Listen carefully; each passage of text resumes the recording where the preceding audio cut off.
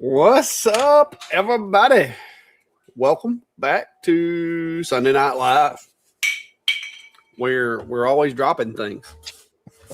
Did you drop the ball? No, I dropped my man. I am tickled to death. I dropped my little. I don't know. It's a holder for things. I don't know what kind of things, but it's a little holder. So you just at least illicit paraphernalia in there. Well, I mean, you could, I guess, but you could also put like legal stuff in it. I don't know. Like I could put some peanuts in there, have a little snack go with me. But yeah, I've been practicing on making threads. This is the actual size of it. I got one printing over there. It might be done by the time the live's over with. I put some green PLA in there to get rid of it. Just doing some testing to see how well it worked, because I've been going through filament. Like I've used a lot of black PETG lately, and so I'm like, I got all these half rolls of green, red, yellow, all that. So I'm trying to use that stuff up and get it out of here. Yeah. So, but yeah, I finally got to play around with making threads, because I've been wanting to like be able to attach things together. So I got into Fusion, and thanks to YouTube University, I have successfully did a walkthrough in which I designed and printed this, and it works. It's a little tight, but it not bad for my first run, because I put 0.02 of a millimeter offset on the threads and I think 1/100 of a millimeter offset on the lid when I built it. So I probably should have done 2 and 2. But I was trying to make sure I didn't get it too loose. But all in all, it went well. So that's one more little tool in the toolbox for 3D designing now. So that if I do want to make something that needs to be, longer or bigger, I can now make it in parts that can screw together. So yeah. Very cool. Very cool. But that's what I've been playing with today, and just chilling out. What you been up to today? I need to get back to making some videos. I'll be honest with you. I've been lazy lately. Yeah. No, it's a busy time of year around here. The university had their commencement this week and such, and then our college does ours this next Thursday. So it's end of semester, finals test this week, and then we have the commencement there Thursday. So work has been busy there, but today, being a Mother's Day, happy Mother's Day to anyone out there.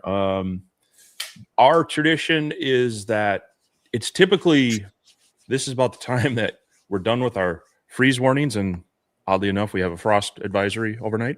But what my wife likes for us to do is, she doesn't like flowers in a vase that are just going to die. She likes to add flowers and plants to flower beds in the yard and all that. So generally we go out and do some shopping. She had done some shopping earlier through a couple fundraisers, had some plants, but we needed to expand a flower bed. And so we did that. Trip to Home Depot to pick up some supplies. And so we got some of those pavers that edgers and such, and I was tapping some down with a nice rubber mallet and decided to put my thumb in between the mallet and the brick. So I got a nice little. No, a rubber mallet, even though it's rubber, it still hurts. It does, and so yeah, it's a little throbbing. I don't quite have full function of my opposable thumb, and it's a little. Oh, it's showing up there. It's a little discoloration there. A little purple there. It's not as bad as I thought it was. I figured I was going to have a big old, my nail would be all purple and whatnot. But So I'm kind of paying for that, but we got it done. And of course, being here in the Minnesota River Valley, formed by glaciers, you dig down. It's kind of it's roulette. You could go down 12 inches and not hit anything but dirt and a little bit of clay. You could go down 2 inches and hit a boulder. And so it's a mixture of sedimentary rock and granite and other things that the glaciers brought down. And of course, we had to extract a couple of very large rocks in the process of doing that. One of them, we had to kind of change plans because that rock was, every time we kept digging it out, it's like the ice, you see the tip, it's massive. Day, working in the yard and smashing my thumb and whatnot. But that's cool. Late last night, finish up the edit after doing some testing on the Laser Pecker LX2 laser, and so launched that video this morning. That's working with the 20 watt, the 40 watt, and the 2 watt IR module and an enclosed laser, and works. It works well in their Laser Pecker Design Studio with all the features. The one feature I didn't test is it does have kind of a 3D mapping where, similar to the X-Tool S1 and some of those others where it'll do a grid and take focus points.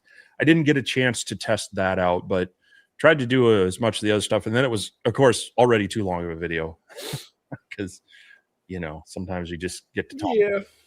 Whatnot. But so that's out there. And you can check that out. Definitely, if you get a chance, hit the play button on that one, hit the like button, leave me a comment, just help that video out a little bit. And if you're interested in an enclosed multifunction laser that has some decent features, maybe check it out.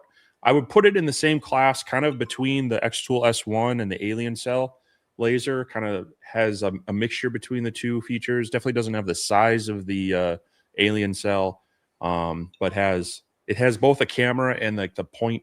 What do they call it? Point to, I don't know. Everybody calls it something, but you use the crosshairs, hit the button, and it maps out the. It says you called it the point to shape, I think. Point to shape. There you go. Yeah, I had to remind myself what they were calling it. Good thing I watched your video, or we'd have fumbled that one. Yeah. So yeah, it adds those features to it and such. It is Lightburn compatible, but what I found was I couldn't get the camera to register, and I think that might be similar to some of the other lasers where they're sharing the USB cable and it's like network addressable. Lightburn's actually working on that integration in the next version. It's out in the release candidate if you want to check out beta. I don't know if that'll work with this one. And then it does have a smart air assist that has like 4 different levels to it, which works very well within their software. I had to operate that manually within Lightburn. It wasn't turning it on. I think it's because of the different settings you can put it to. So other than that, everything worked in Lightburn, so that's good. So yeah, check it out. Well, I got an email offering that machine yesterday or day before yesterday. So I won't know if I wanted to try it out. So I was waiting to see how your review went and see if I wanted to reply to that email or not. So yeah, I may try it out. Like I said, I got some other things in the works, but I may give it a go. See how it works. Yeah, so I mean, it's a decent laser for someone looking for a fully enclosed one that and their software works pretty well with it. And it even works wirelessly with their software. So definitely something to take a look at. But if you need something bigger, they do have a conveyor. But like the Alien Cell has like a wider bed and a little deeper bed. So there's some trade-offs there. But yeah, and then. This is finally on the bench, the IKEA Master. Got a couple replacement parts in due to the shipping damage, and I did the flood damage. So I haven't. I mean, other than just firing it up, making sure everything works off the touchscreen and such. Now I can actually start working with it. So hopefully we'll be doing some tests with that over the next week or so, and see. How that comes out. I know I think they wrapped up their pre-orders recently. The price at that time I think was $19.99, so right around $2,000. We'll see where that lands and how it measures up to some of the other kind of all-in-one benchtop ones. Now, one thing that is cool about this one that I did confirm though is there's a port on the back that has like that airline, that little push-in air connector and a 24-volt port for air assist, and that's supposed to work with the, what is it? There's a couple different models it works with. So like the F60 that you and I have. Yeah, I think the F60 is the one that came with the 70 watt, I think it is. Yeah, and then they have like the F80, which is like a newer style that looks similar to the one that was like with the Craft. So they have kind of planned for a kind of an easy upgrade to air assist. So that's nice to see that they're paying attention to what some of the other lasers are looking at. Hopefully I'll be able to test it out. But yeah, I'll be jumping in on that soon. And but also, it's spring/summer and honeydew list and summer list is going to hit. So yeah, it's about time you get hit with that. Well, like I say, it was in the 60s today, and we do have a frost advisory overnight yet again. It's getting a little old, but I also know that it's just going to kind of move into being hot and the bugs are going to come out, and then I'm just going to be unhappy about that. Yeah. So trying to scroll through the comments here, but yeah, it's I've actually been able to I've gotten 2 jalapeno peppers so far that I've got to snack home from the garden. I've got tomatoes out there that aren't quite ready yet, and I've got some squash, beans, and I haven't got any cucumbers yet or okra, but everything's I got baby produce at this point. Actually, one of the upcoming projects may be a mixture of that. So I'm looking at building some planters, but they're going to be like the 5-gallon bucket planter kind of thing for a couple of them. So it'll make it portable. But then my wife and I were talking about some other things with our back patio, and I may tackle a little bit larger planter with a trellis kind of thing, whatnot. So yeah, I'm telling you, if I know you don't have a very big space, but like you get some little small planter boxes or some even 5-gallon buckets with a few holes in the bottom so that the water can drain out. You don't want to put plants in there and not put holes in the bottom because it'll float them out. Yep. But man, you can. When we first started, we did a lot of like bucket gardening to where we would put like a squash plant in a bucket, a tomato plant in a bucket, and that way you can move them if you needed to. Right. Well, and it's twofold. I mean, I just mentioned the flipping glacial till I had to remove out of the yard for these flower beds. And also we have a pretty healthy rabbit population around here, and they like to chew on plants. And so if I can elevate them, we will. And like you say, I could just do the raised beds that are stationary, but I figure, hey, if I can move them around a little bit, it gives us a little flexibility. So yeah, that might, and of course I'm not gonna be able to leave it at just that. I'm probably gonna have to customize them with either some CNC routing or some laser, additions. So yep, no doubt. But yeah, it's been pretty cool around here. Somebody's asking, did Professor Mills teach you design? No, I don't know. You haven't messed with Fusion in a while, have you? Brian Smith there, buddy. What? That's Brian Smith. That's just somebody. I know he's been gone some of the recent things. Hey, he moves back to the wonderful state of Minnesota. Stepped away for a while there. Yeah, no, that was all clack. But no, it wasn't his videos. He has some videos in Tinkercad and stuff, but the Fusion stuff, I haven't seen any videos. No, I'm not the one to teach you Fusion. And I saw a comment pop up. Oh, go ahead. This one's like right after that one. E.I. Gregor is asking, have you guys found a source for replacement Galvo lens cover for CO2 and fiber machines? I have cloud brand machines with multiple lenses. They only give me one lens cover for each machine. Yeah, we have the same problem where they send you whether it's the lens cover or the back cap. And so, yeah, Clack has designed quite a few for different sizes. So this is the X-Tool Ultra UV. This is the Com Marker Omni 150 millimeter. We create Lumos. Got it done. I've made lens covers for most every laser I've ever had in the shop. But somebody had asked me the other day about making them some and shipping them to them. And when I started trying to make them, I found that in my early days, when I first designed that file, I kind of slipped up a little bit and didn't make it real printer friendly. So I had to go back and redesign the file. So now I have, not only do I have more printer friendly files, but I also have like mix and match color combos. So you can do like black and orange, you can do like red and white, and the pieces are all interchangeable. So what I have wound up doing is I went back and all of my other lens covers that I've made over the years, I went back and just took basically and knocked off the little tab that I had for the actual. Matter of fact, let me get one. I'll show you. This is my Omni one that I made. I always put this on there. Well, that generated a lot of supports under here in the way that I let it laid out. So I went back to all my files and basically knocked this piece off the top of them, punched a hole in it so that the other system works with them. And I'm in the process of remodeling all of my lens covers. And I got to figure out how to put it on Etsy, whether I want to do a variant or whether I want to just add like a list of the different machines that I can support and the different covers that I offer, because there's a lot of them. Like I said, I got the Monport steel that I haven't done anything with. This machine that I just got in, luckily it uses the same lens cover as the We Create Lumos, so I didn't have to reinvent the wheel on that one.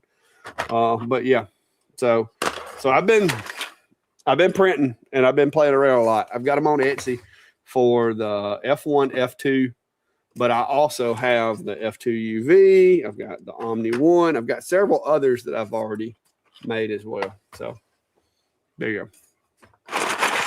So we'll see.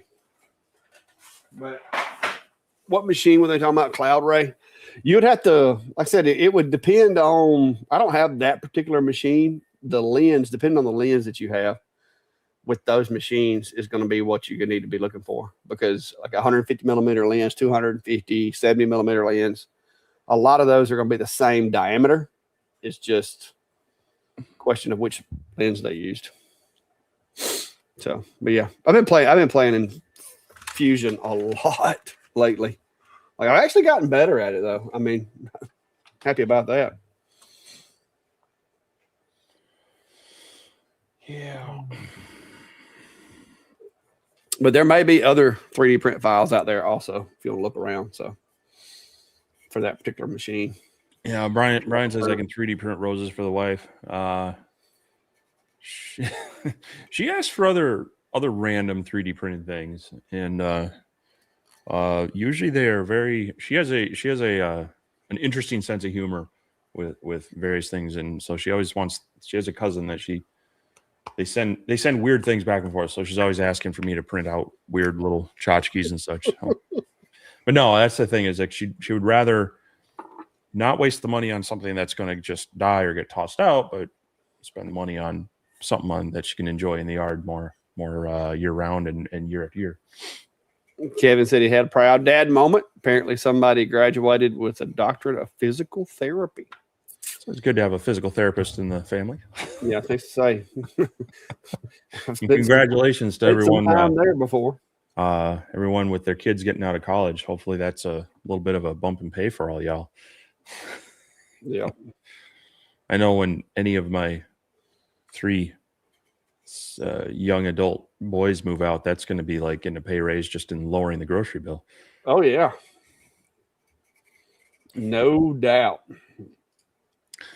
Papa Ragu's asking, have either of you worked with the BMO 30-watt CO2 laser or the Hexa 60-watt CO2 laser? I have not.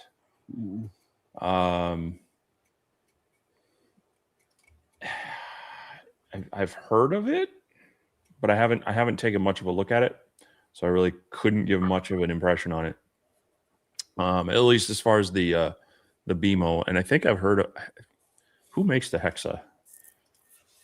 or is that their brand?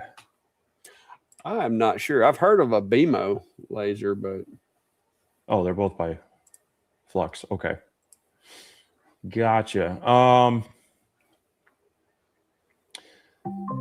don't know the BMO at a 30 watt. I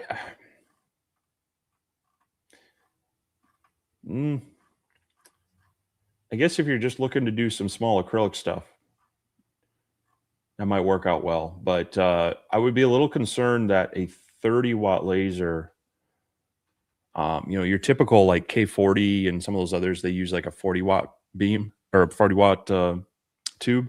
One thing that you want to consider is aftermarket support.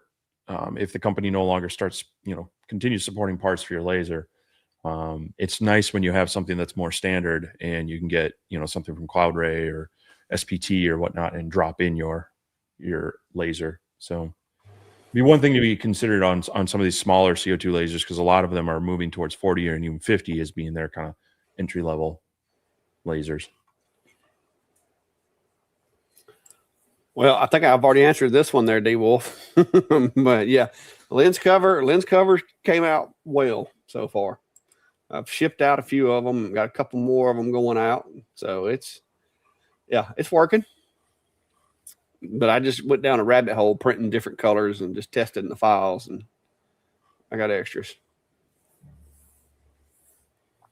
Sleepy Hollow Woodworks is saying, was asked this week about engraving a whiskey bottle. Is it remotely feasible on a CO2? And yes, CO2s can engrave a whiskey bottle. Depending on which machine you have, a CO2 may work better than a UV, because if it's not a flat surface, sometimes UVs can struggle with, like if it's a whiskey bottle that's, some of them are rounded where they fit down in your boot or whatever. So if it's got like a concave or convex roundness to it, a UV is sometimes not going to be as effective as a CO2 would, because the CO2, the beam's a little more forgiving with being out of focus than a UV from my experience. What say you there, Steve? Yeah, no, it's definitely feasible. And I would practice your glass engraving on something beforehand. It'll get you in the ballpark. Definitely something where, raising the focus a little bit to soften the harshness, because that's one thing with the CO2 and even the diode. If you get it too focused, that heat will cause microfractures, and it ends up being a little sharp instead of like that kind of nice frosted look.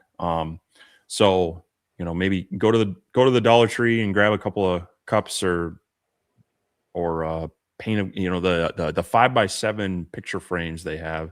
They're $1.25, and it'll give you a nice flat square of glass that you can run some material tests on.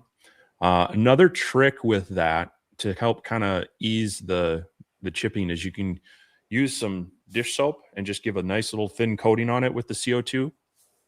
And that can sometimes help reduce the amount of fracturing and such. It almost acts kind of like a little bit of a coolant and such there. So, but yeah, do a little practice on some cheap glass just to get you in the ballpark, and then start low and work into it. Or if you got somebody that's got some empties of whatever it is that you're planning on doing. Hey, that's what I've got. You can go by, like, if you have a like a bar or country club or something like that in your community, and liquor bottles is something that you want to get into, it doesn't hurt to go by and say, hey, do you have any that are destined for the trash can? And grab a box and throw some of them in there. I've got several over here that I've got just for practicing and stuff. I got a friend of mine who, like, he partakes of certain bourbons and stuff, and I'm like, hey, start saving your bottles, and when you get 3 or 4 of them, bring them to me. And so that's what I've got over there. And that way, if I need to, like I said, if I need to do some testing for a similar job, I've got similar glass. It's not always going to be the same. Yeah. But yeah, like I said, CO2s and UVs are the way to go when it comes to glass. UV if you can get it to work, but CO2 does a great job if you don't have shaped mapping or whatever, like with the UV from X Tool. Yeah.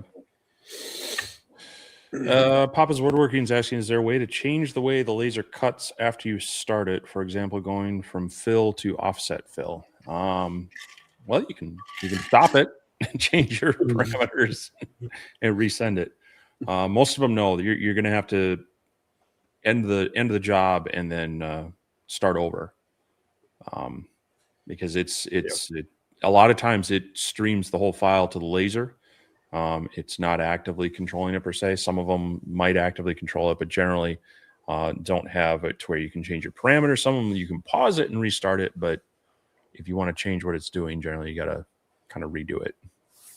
Yep.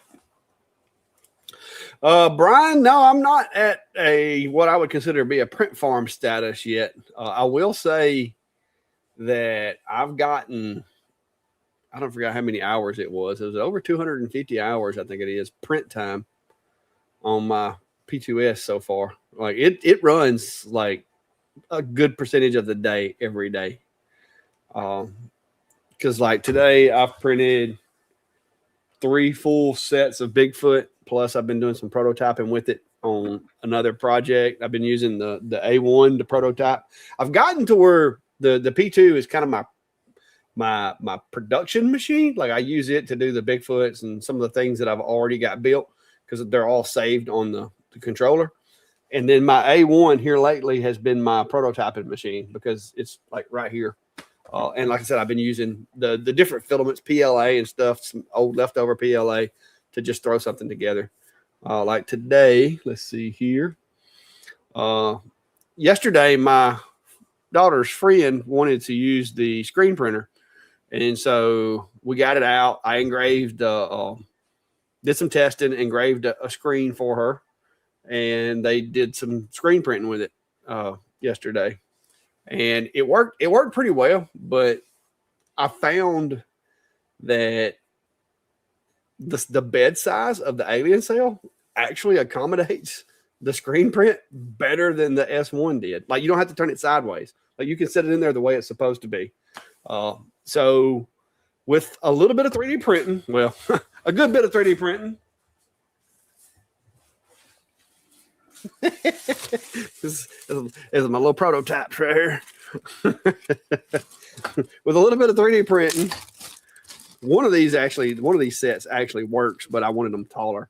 I've come up with these little jiglets here that you take the blade bed, take the blades out, and this snaps down in the holes where the blades go and creates like a shoulder to use to put a jig panel or whatever in there. In this case, I'm using the screens. And then I developed, where's my other one?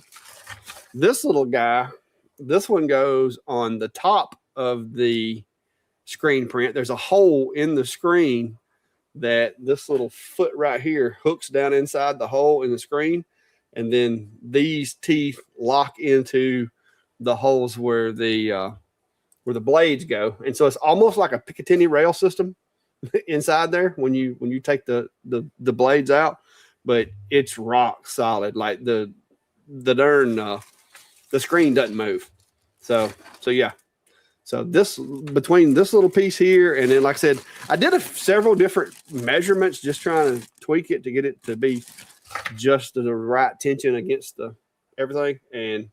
But with 2 of these and 1 of those, I can do these screens, and the speed of this machine is awesome. And because it has the crosshair on it too, you can do kind of like what you did with the S1, where you take and move the crosshair to the corner of the screen, and then you build a box in their software, and then slide the laser to the other corner of the screen. And I didn't know it would do it, but when you do that, you can actually drag the corner of that box to that crosshair, and it'll like attach to where the crosshair is on the screen. And then you just set that to not output, and you've got it framed up, and you know exactly where your screen is. So it's been working pretty well. I've been playing around with it. We've got the screen printer back out playing with it. So I was really surprised at how well this machine engraves them. Also, it did a really good job. Like we did one last night that had some really fine detail and got some really nice prints. Let me see if I got a picture still. So yeah, you can see that's actually the screen print off of it, and it did a good job.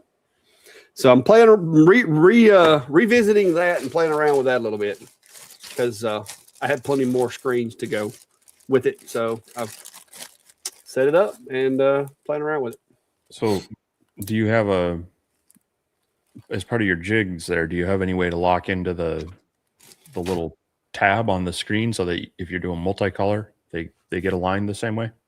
As long as you put this, let me show you. Hang on. It's better, easier to show you. Where did I put it? Stand by. But yes, it directly indexes back into the same spot. This is 100% repeatable. That's what I was trying to go for, where I could do multicolor, like different layers if I wanted to.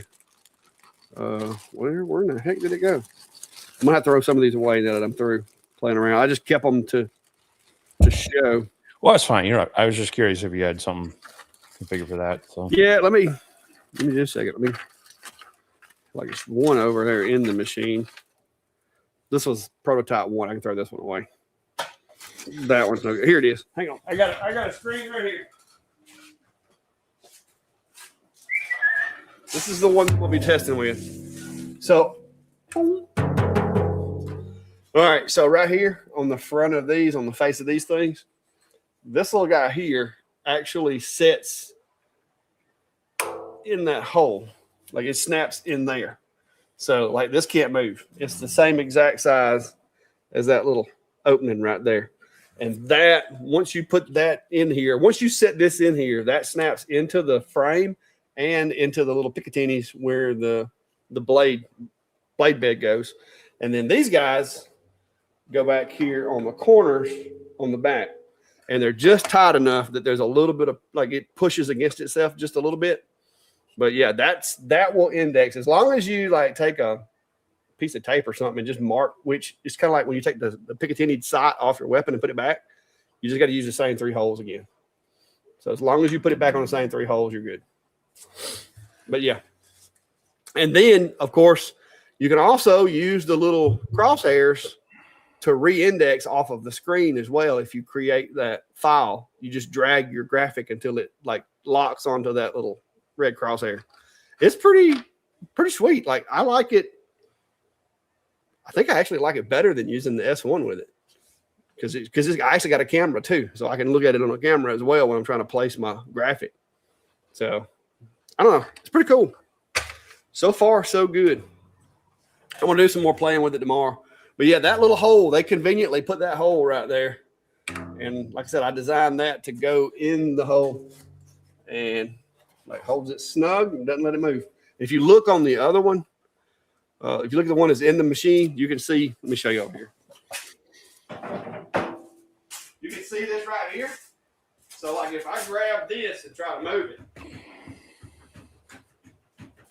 it doesn't move.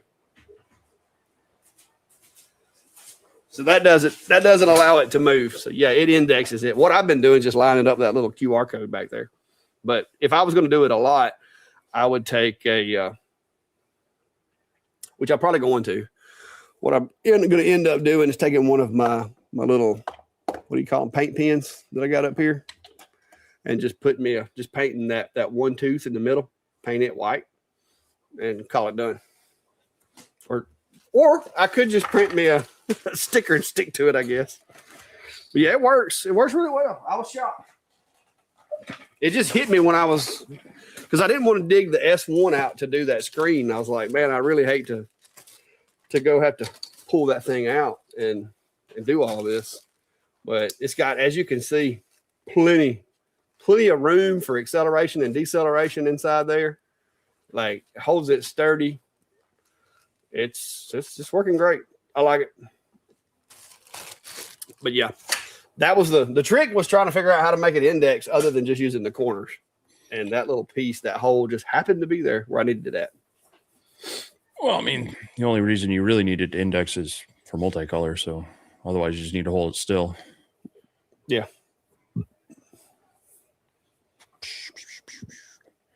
Let's see.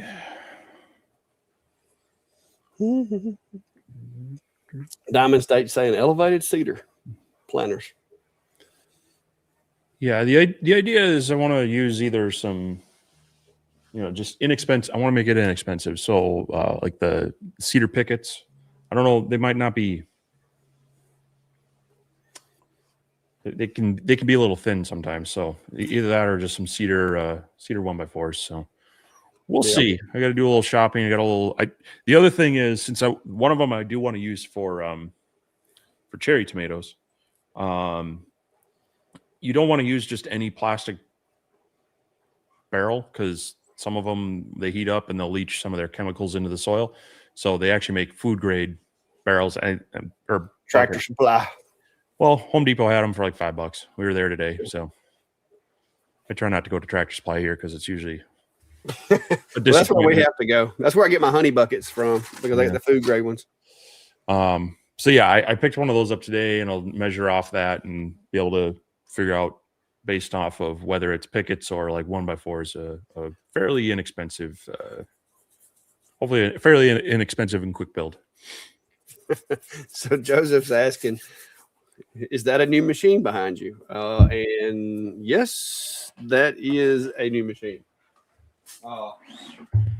That is it right there. It is a 40-watt blue, 60-watt MOPA made by G-Week. I don't know. Anyway, it's a weird name, but it I don't know that. Is it out yet? I emailed them and asked them if it was like top secret, and they haven't replied to me, but it is on their website. So I'm assuming that it's not top secret.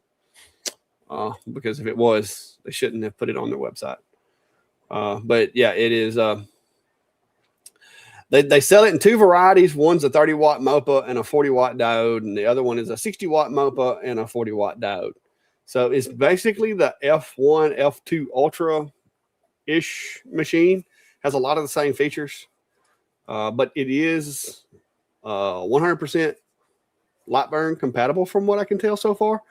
The only thing that's a little hinky about it is to go from a fiber to a blue. You actually have to change one of the settings inside the machine settings other than just clicking a button. But in their software, you can just literally click a button and change it. So it's a little cumbersome on that, but it's not terrible. I've been playing around with it, doing some testing. That's a solid piece of an aluminum. And I did that, I think yesterday. So it's another one of the aluminum blanks that I got my hands on. And I think it took like an hour or so, and it went down. It's down at least a good full millimeter, if not just a little bit more than a millimeter. But and it was just doing flat passes. It wasn't rotating because I haven't mastered their software yet. But it's pretty decent so far. Where's some of my testing stuff? I've got some stuff I've tested. Hang on.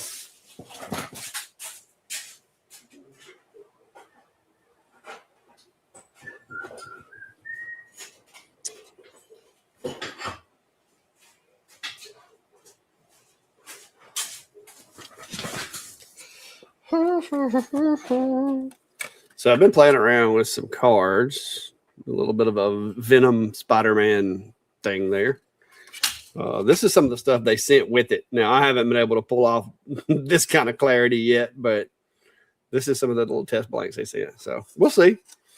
It's still early right now, but so far it's not terrible. I have definitely had far worse machines in my shop. It actually has a handle on the back of it and a handle on the power supply, which I thought was kind of unique, but it is still kind of heavy. It's not really something I would be toting around everywhere, but you could take it somewhere if you wanted to.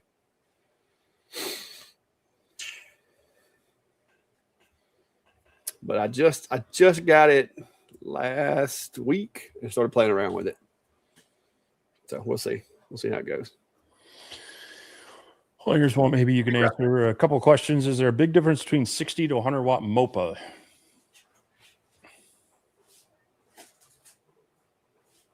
Me not having any MOPAs, I can't really tell you the difference.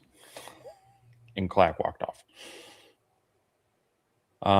Not sure what you're asking. If you had to pick UV or UV mate, maybe a little clarification on what you're asking there.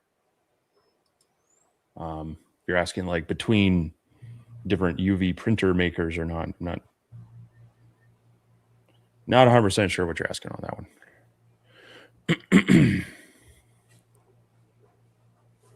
one. Kevin, you had asked what material those screens. It's actually like a stainless steel screen that then has the emulsion coating on it, and then they're more laser safe. You can still burn through them if you have your wrong settings, though. But you can work with CO2 or diodes on them. So Kevin's asking about the difference between a 60 to 100 watt MOPA. I figured you'd answer that. I don't have a MOPA. I can't tell you the difference between a 20 watt and a 30 watt MOPA. It's basically the same as 60 to 80 watt any kind of laser for the most part. As Steve likes to say, power is not linear with lasers, of course, but you do get a substantial bump in throughput. And I don't know that I would say a 60 that can't do the things that 100 can. They can pretty much do the same thing, but the 100 watt will do it faster. So, it's not a matter of, a 60 can't do deep engraving. It can. It's just going to take it longer to do the same engrave than it would for 100. So that's really the only difference is going to be the speed at which it can do the things that it does. Because like I said, that coin that I had, wherever I put it, this coin right here took over an hour of it just sitting there and just doing pass after pass after pass. Now, I didn't have it set to drop. I haven't done a lot of testing the focal distance on it to make sure it's 100% correct. There's a lot of things I could do to maybe make this more efficient, but I just ran it straight out of the box to see what it would do. Because I couldn't, to be honest, I couldn't figure out whether I had the 30 or the 60 watt because they advertised both. But on the box, there was a little sticker that said 60 watt, 40 watt. So I'm assuming that's what I got.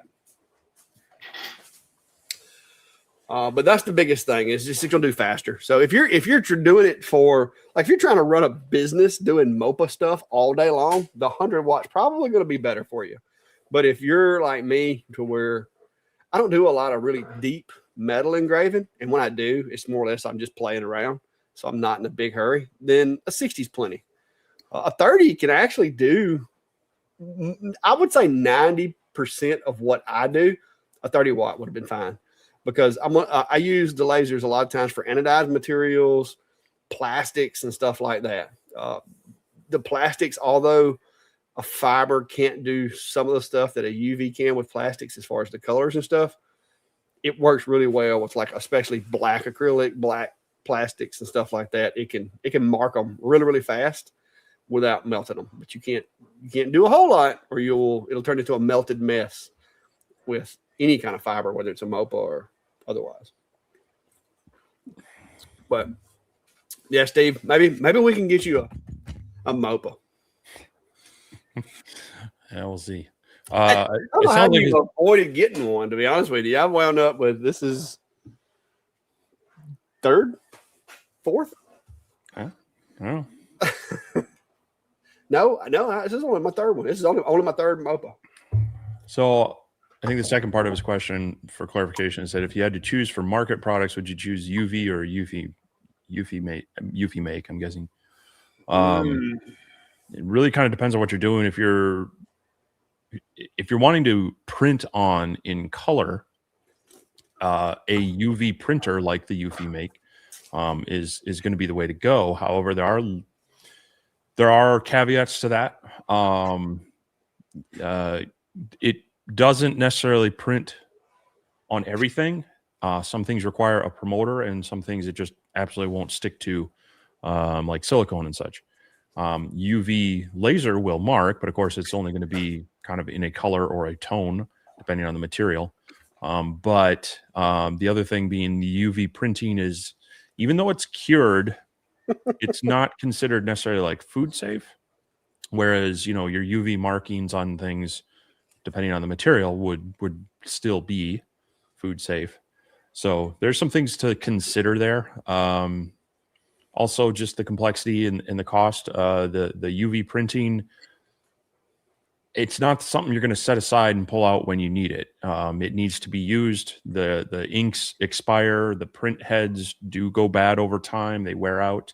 I mean, the same is true with a UV laser. Eventually, your source and whatnot will need replacing. But the UV laser is more of something you can set aside and use it as you need it, without having to worry about ink going bad, ink clogging up lines, print head getting clogged, and such. And for smaller items, the UV laser is going to be much faster to crank out an engraving than the UV printer necessarily is going to be at printing. Did I cover? Did I miss anything? The only other thing that you didn't really touch on that I want to make sure people understand is when you're looking at laser as opposed to the UV printer, lasers don't have consumables per se like the UV printer does. The UV printer is gonna require ink. It's gonna require paper to do the stuff to do the stickers. It's gonna require the cleaning cartridge. So it's gonna have a lot more continued cost after the purchase. Of course, everything wears out, everything breaks. There's always that. But as far as the more you print with the UV printer, the more consumables you're going to have. With a UV laser, unless you're using some kind of filtration system, you really don't have consumables from that aspect, like from everyday use type stuff. That would be the only big thing that I would think somebody would need to consider if they're just getting started and the business, like you said, because with the UV too, the less you use it, the ratio of profit to consumables is gonna get swayed more towards the cost of consumables. Now, if you're using it constantly, you kind of help level that out. But yeah, it's a UV laser is going to be a lot more forgiving and a lot less continued investment in my opinion.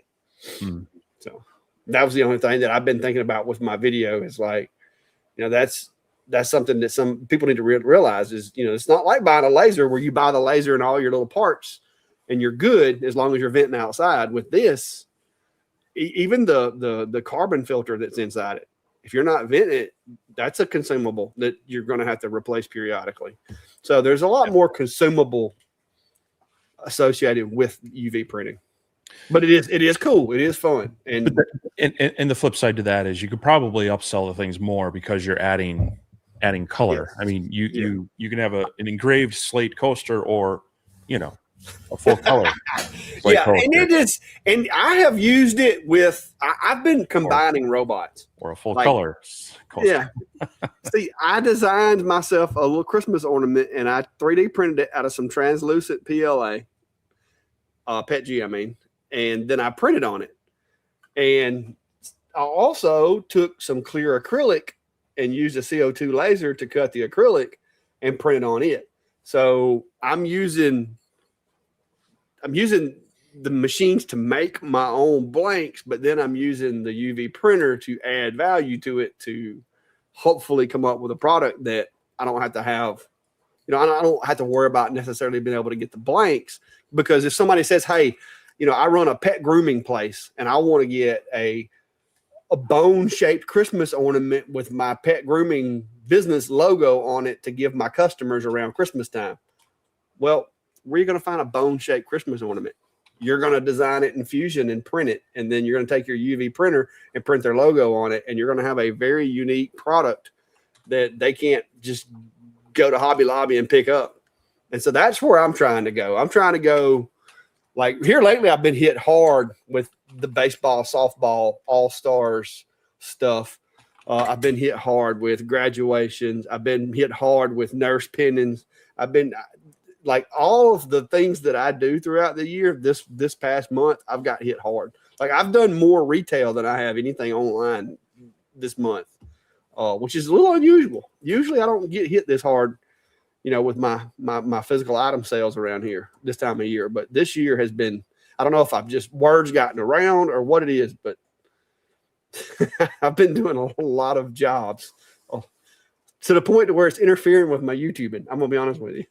So I got to get back after it. Well, let me show you my other product that come over.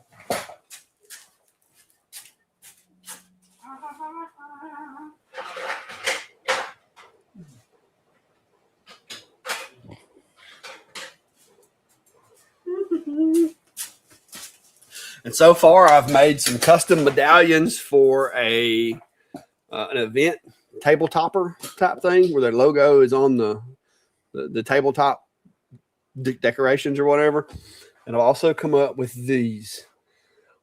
This is actually, it's a name tag with a magnet on the back of it. It's a 3D printed name tag with a magnet on the back of it. This is a kind of a, just when you go to an event or whatever, little display name tag. And this is a QR code to my website so people can go to my website. And this is also a 3D printed self-made blank. And I just this weekend I did a couple of sets of name tags for some local folks. I did some of these for track team that was going to the playoffs to where they'd have like their ID for their coaches or whatever. And I did a couple more for an event that the local government's going to where they're going to be doing like business recruitments and stuff. And I've put QR codes to some stuff that they need. So these are the kind of things that I'm wanting to try to get into, because this is, like I said, I'm making my own blanks and doing my own printing. So this is something that I can turn these out in a couple of days to where something like this, if you wish to order it online, it's going to take longer.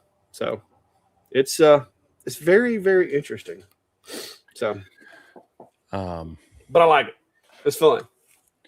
And hey, y'all see me when y'all see me in Texas, just look for the orange guy. Just look for the orange guy. There's a group on Facebook around, well, there's multiple groups, but there's a Eufy Make one, and I found a good idea, and unfortunately I don't have one of these devices to do, so if someone wants to loan me theirs, but I'll just show you really quick.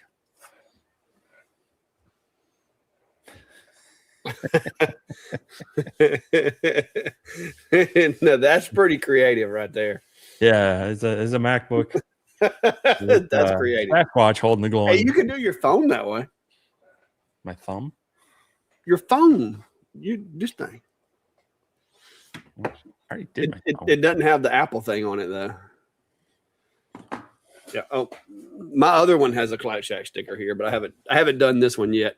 I at least wanted to get a little bit like age on it before I went to printing on it. But there are some people who sell keyboard blanks that don't have any of the. They send you the file that has like all the keys that you print like the labels of the keys with it, but then you bring in your image, you align it, and then you UV print the keyboard with. Oh, that would be cool.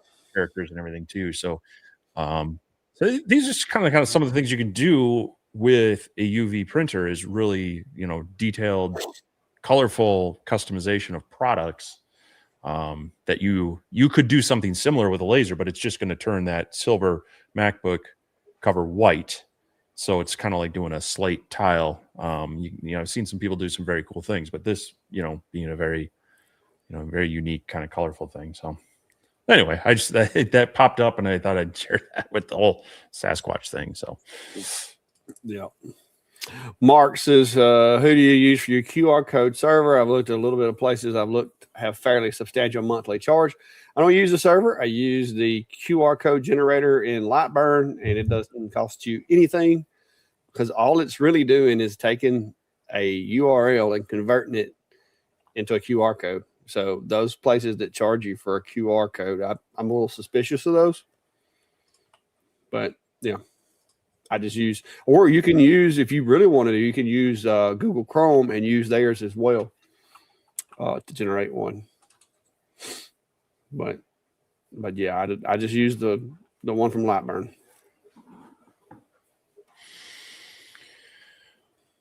Yeah. see here. Oh, look at there. Mike Thompson said, made the plunge, got a Shipoko 5.1 Pro 4x4 used from Marketplace. A 5.1 used? Wow, that was somebody fell out of love quick. My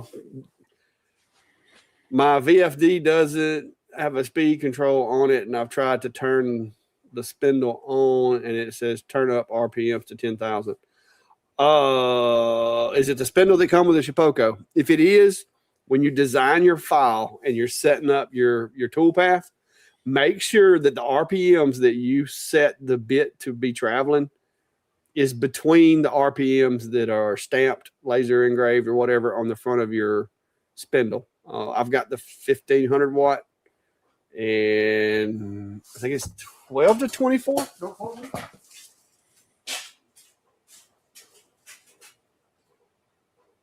I can't read it from over there, but I think mine bottoms out at like 12,000 and goes up to 24,000. I can't see it with it all the way back in the back. But if you do not have it set in that range, the spindle ain't gonna do nothing, and you're gonna break a bit. Ask me how I know. How do you know?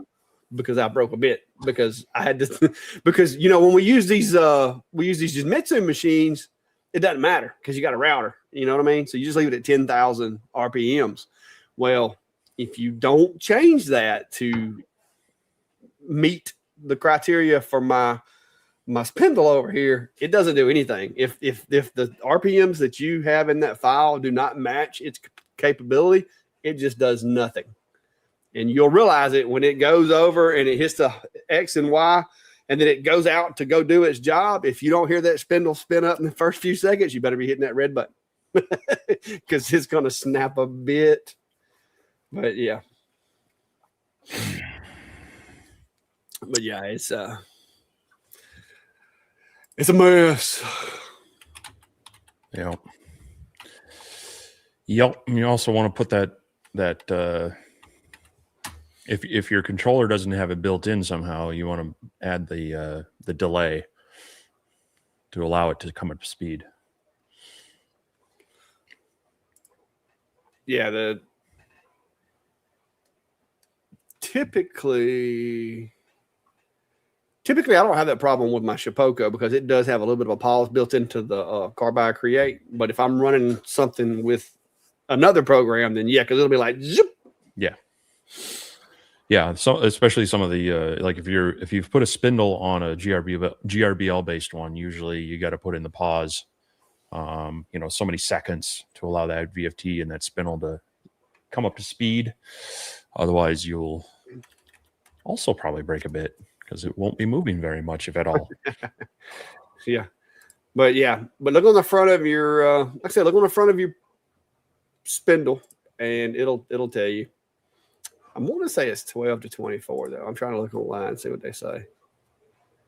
It says 8K to 24. Okay.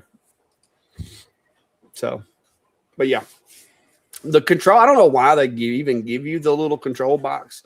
Because see, I was crazy when I built my table because I thought you had to have access to it to turn the spindle up and down.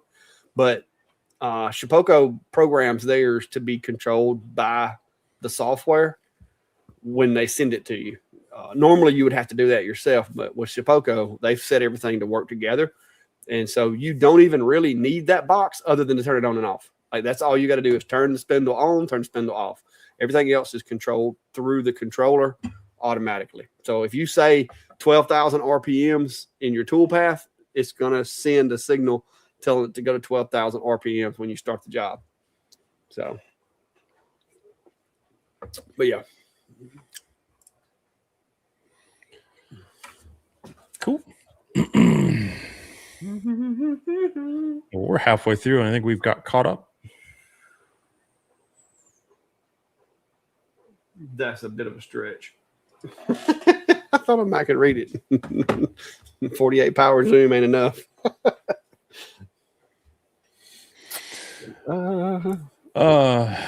Rob's got a question. Says, good evening, guys. What are you using for bed adhesion for your 3D printers? I have a CR10 with a glass bed. I don't use anything. Yeah, no, I use the PEI plates now. Mhm. I've tried glass beds in the past, some that had like the texture on them, some that were straight. Um, Mixed results on it. And when I had some issues, I was just using like the glue stick. I've heard some people use like hairspray and other things, but the glue stick was easily washed off. And I had them available, although over time they kind of dried out. So, but yeah, the PEI texture plates for mine on between Bamboo, the Flash Forge, as well as the one I just moved upstairs, the Anycubic. Yeah. Those all have a similar PEI plate on them. Yeah, this is the PEI plate, and then I've got the smooth plate as well. I use it occasionally. But I really hadn't had any problems with this one. I mean, with Pet G, it sticks to even the smooth plate. They do say that with like the engineering plate, you need to have the glue or whatever. But this is, I don't know if you would consider this engineering. It just says PLA, ABS, and Pet G smooth plate. So, but I do have some tacky plates coming. The cool tacky or something they're calling them now. The ones that Bamboo has started releasing for the P2S, because I put one of these in my P2S the other day and it didn't recognize it. I don't know why. It's the same build plate, 256 by 256. Was it just not in the right spot? It says the code wasn't on there. Oh, Like it said, it can't find the code because I'm guessing that one actually scans for QR code. I had put one in and I didn't realize I hadn't pushed it back all the way, so it went to do the cleaning and it's like, oh, plate not detected. I'm like, what are you talking about? I was like, oh, yeah. I was off by an eighth inch or so. But no, it legitimately said QR code for your build plate has not been detected. Huh. And I had to like select what kind of build plate it was and everything and send it. And I'm like, well, that's kind of frustrating because like you had two options, fix it or ignore and continue. And then you had to tell it what build plate it was. So I was like, yeah, let me just get one that goes with the machine. Well, that's the problem with the smart machines is sometimes they get hung up when they can't find the stuff they're looking for. Yeah, because what the problem is I'm trying to turn out stuff so fast. I keep trying to get things off when they're still hot and they're sticking. And so I was just going to get me another build plate to where I could just like take the build plate, put another one in, and hit print again, But when I did that with this build plate, it's like it doesn't have a QR code. And I was like, seriously? So I had to order filaments. I just threw a couple of build plates in my cart while I was at it. So Sean there at Klondike says Aquanet extra hold works great on glass. Also works great in the 80s. Yeah, I was going to say Sean secretly got his teas in his hair and stuff. So yeah, going on. He probably had a lot of experience with that back in the day. He looked like David Hasselhoff back in the day. Yeah, I had two older sisters, so the whole if sometimes epoxy resin can have a bit of a VOC to it, but man, you get someone getting a perm.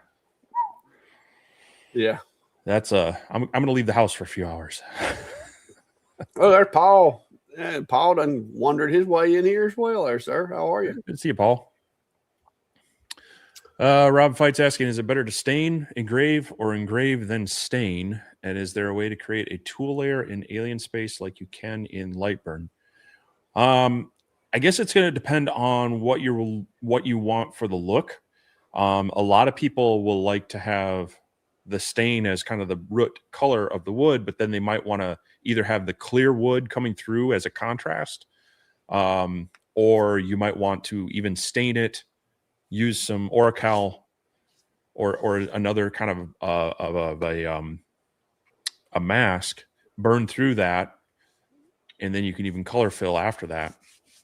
Now, of course, with the CNC, you're going to get more of a clear look, but like it also depends on the color of your stain, because with the laser you're going to get a certain level of burning to it.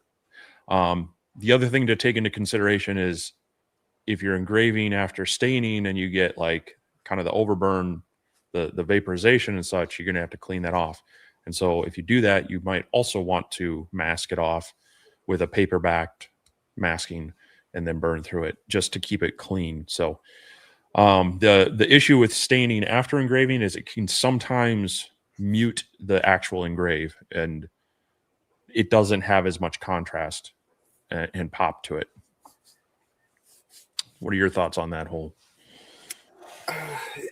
I've had really good luck with the most popular stain that I use, which is Early American, because it has a good bit of black pigment in it. And so when you're putting it on, if there's an engrave and you kind of let it feel that engrave and let it sit for a few minutes, Darkens the it up. black pigment kind of collects in those lower areas. And so I get decent contrast with it, but not every stain's like that. If you've got like a maple colored stain, it's not going to have that black pigment. And so you're not going to get the same result. So my advice would be get you a little piece of wood, try it, the couple of different ways using that particular color of stain that you intend on using and that material that you intend on using. Look at the results, because like Steve said, you're going to get varying results depending on the wood. Another thing to consider is the difference between heartwood and my goodness, I just went blank. Between the heartwood and the sapwood. The sapwood is going to take that color better than the heartwood, because that heartwood has a tighter, closer grain, and so it doesn't allow the absorption of stains as well as the sapwood. And that's why when you stain something, a lot of times you'll see like lights and darks, is because that different wood, depending on the texture and the grain of it, is going to absorb different amounts of the stain. And one thing that I would say too is if you're really wanting it to be dark, when you do put it on, and like let's say you wipe it after you've engraved it, wipe the outside off really fast, but leave it down in the hole and let it sit longer. And a lot of times you'll get darker. But now you have to be careful too, because sometimes you'll get really bad bleed out to where around your engrave it looks like it's got a shadow around it. So it's just try it out with your wood and see which one you like best, is my opinion. Because like I said, it's going to be different results. Like one board may do really well, the next board may not. Like I get a lot of my pine panels and stuff from like Lowe's, and like some of them they take stain like a champ, they look good, and then the next one I get, I don't know what they do to it, but it'd be like one board in the glue up that just will not stain. I don't know what they do to it.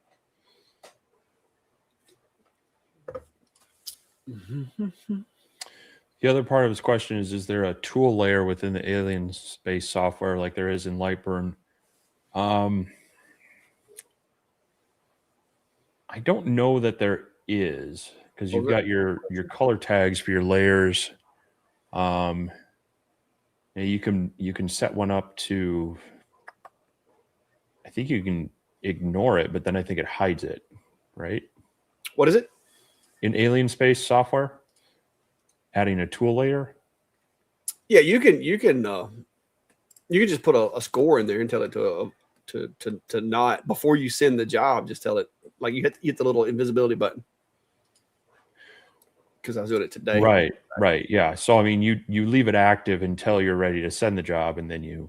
Yeah, and you got to make dang sure you turn it off. Just say you can inactivate it, but then it kind of like hides it and you don't see it anymore. So it's not something you can leave out there or mark that as just a specific tool layer. But yeah, matter of fact, this is the screen that I did yesterday. This is a screen print design, and if you'll look, I've got the rectangle right here that you see. I turned it off, and so you have to go over here and turn it off before you send it. This is a little eyeball button. That is actually the print frame, the frame around that silk screen or that screen printing thing. That's what this is. And the way I set it up was I had the laser and I used that crosshair to draw it basically.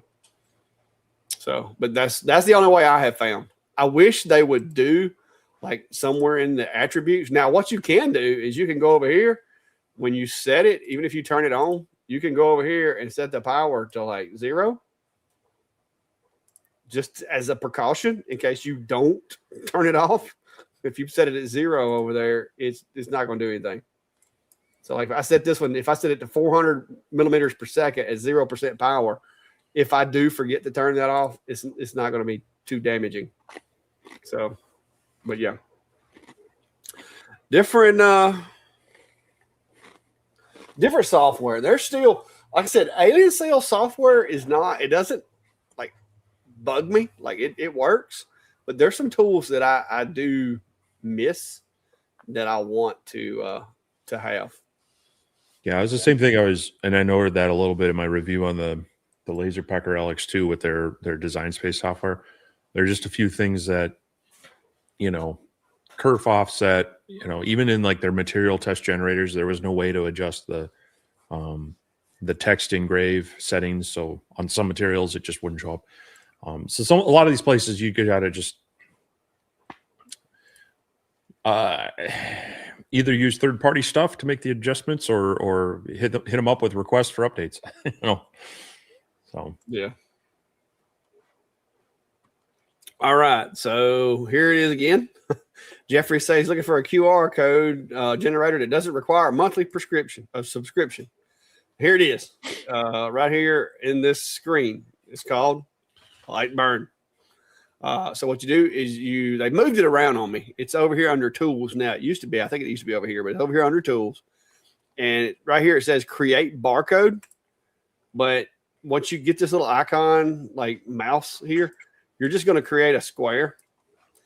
And it's going to ask you which type you want to create. You can do all these different ones.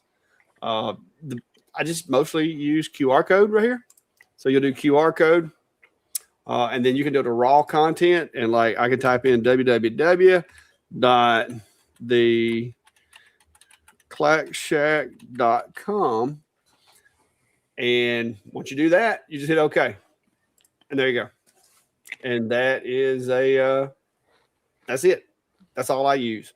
Now, if you want to, like this, if you're using this, like I use them with the Eufy, like what I'll typically do with these, if I want to use them as a Eufy, is I'll just take that over here and I'll go file, export, and I'll export it as an SVG. And let's see, we'll do export as an SVG, download, Clack Shack QR code, save, and then give me just a second. I'll pull the Eufy software back up. But then once you get into whatever software it is, hopefully it will allow you to use a QR code or use a SVG. I mean, then you go into like right here is this is one of the jobs that I did today. You can go into the Eufy Make software, and you can just go over here, upload PNG, download, and that's my Clack Shack QR code I just did, and I'm going to just resize it, and there we go. And so it's in the Eufy Make software. Everything I do in Eufy Make, I try to do as a transparent PNG. That way, like you can see, this one here doesn't have a background in it, and the reason is because if you're printing on something white and you make it a transparent PNG instead of a white background PNG, you save white ink. So you don't go through as much white ink. But that's what I've used to do all of the QR code stuff that I've been doing on them. And you can go back and, I mean, these are a bunch of the different things that I've done on the Eufy. That was a project. I can show you this one now because it's been presented to the guy. This was one of my first jobs that I did with the Eufy Make. They wanted this printed for their team. So yeah, lots of capabilities. But I have been printing a whole bunch of stuff with the Eufy, trying to learn it and try to learn the ins and outs, the good and the bad. Today, for some reason, my machine likes to print green things at times. And it's so far I've had no color issues, except occasionally it wants to print green things and I have to clean it, and then it'll go back to printing normal color. And I don't know why it's always like, I guess my magenta is not being administered properly because everything will have a green tint to it. But then I clean it and next print is fine. I had it happen today And it really kind of upset me because I had been printing stickers, one right behind the other, behind the other, behind the other. No problems. I put one of my blanks in there, hit go, and it printed green. I'm like, seriously? Well, and that's a thing too, is that there is a, while it has a self-cleaning mode, there is some stuff where you clean the head. You don't want to clean the actual print head, but there are like things like the scraper and other things, and or running it through a flash, medium flash cycle. Yeah. It's just the nature of applying ink to stuff. It's not as oh no, my printer's run out of filament. Hang on. Yeah, speaking of the QR codes, there's also one in Xtool Studio which will do barcodes and QR codes. So that software is free to use, and then you can then of course export that as an SVG. So if you use it for nothing more than that, there's another tool that you can use, just in case you don't have access to Lightburn. So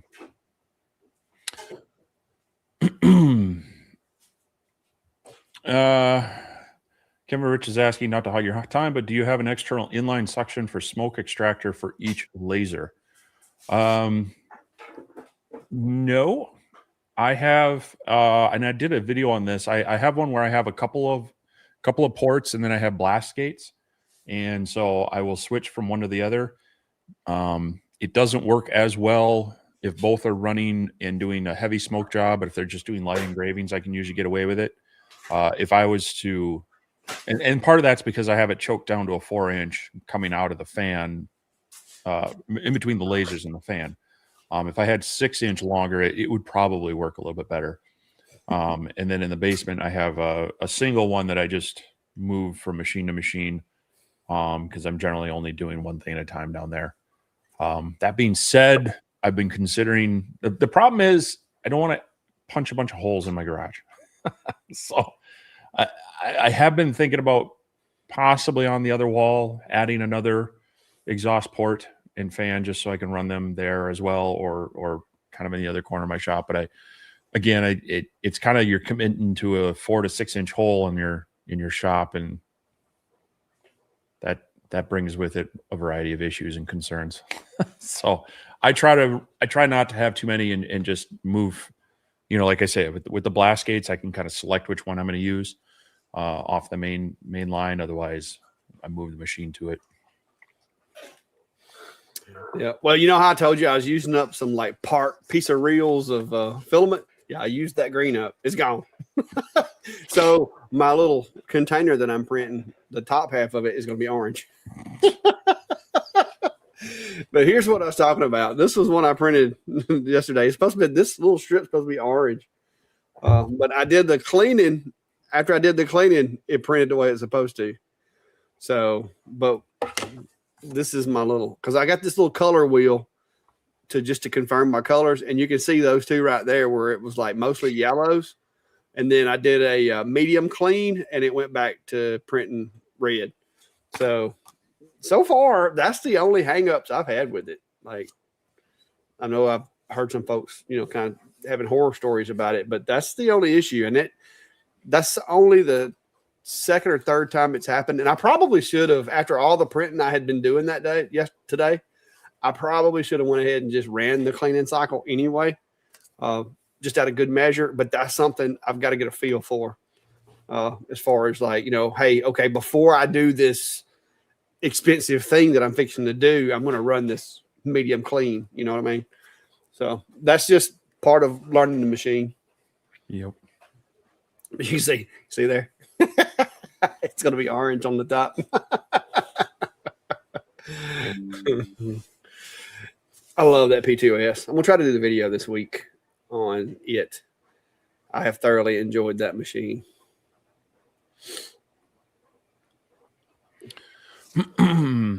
Let's see here.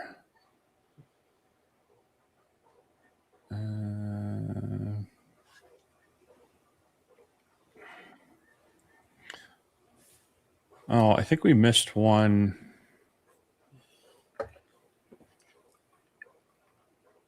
See if we can find it again.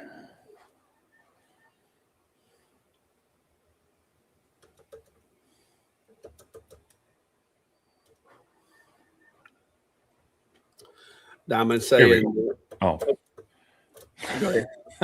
Creative Woodland Wood and Laser Designs. Have an Atom Stack R1 rotary chuck on an Atom Stack A30 Pro. Works great. I take the same chuck and wire cable on my A70 Pro Max. When I try to frame, the rotary turns and X goes up and down vertical. Ideas.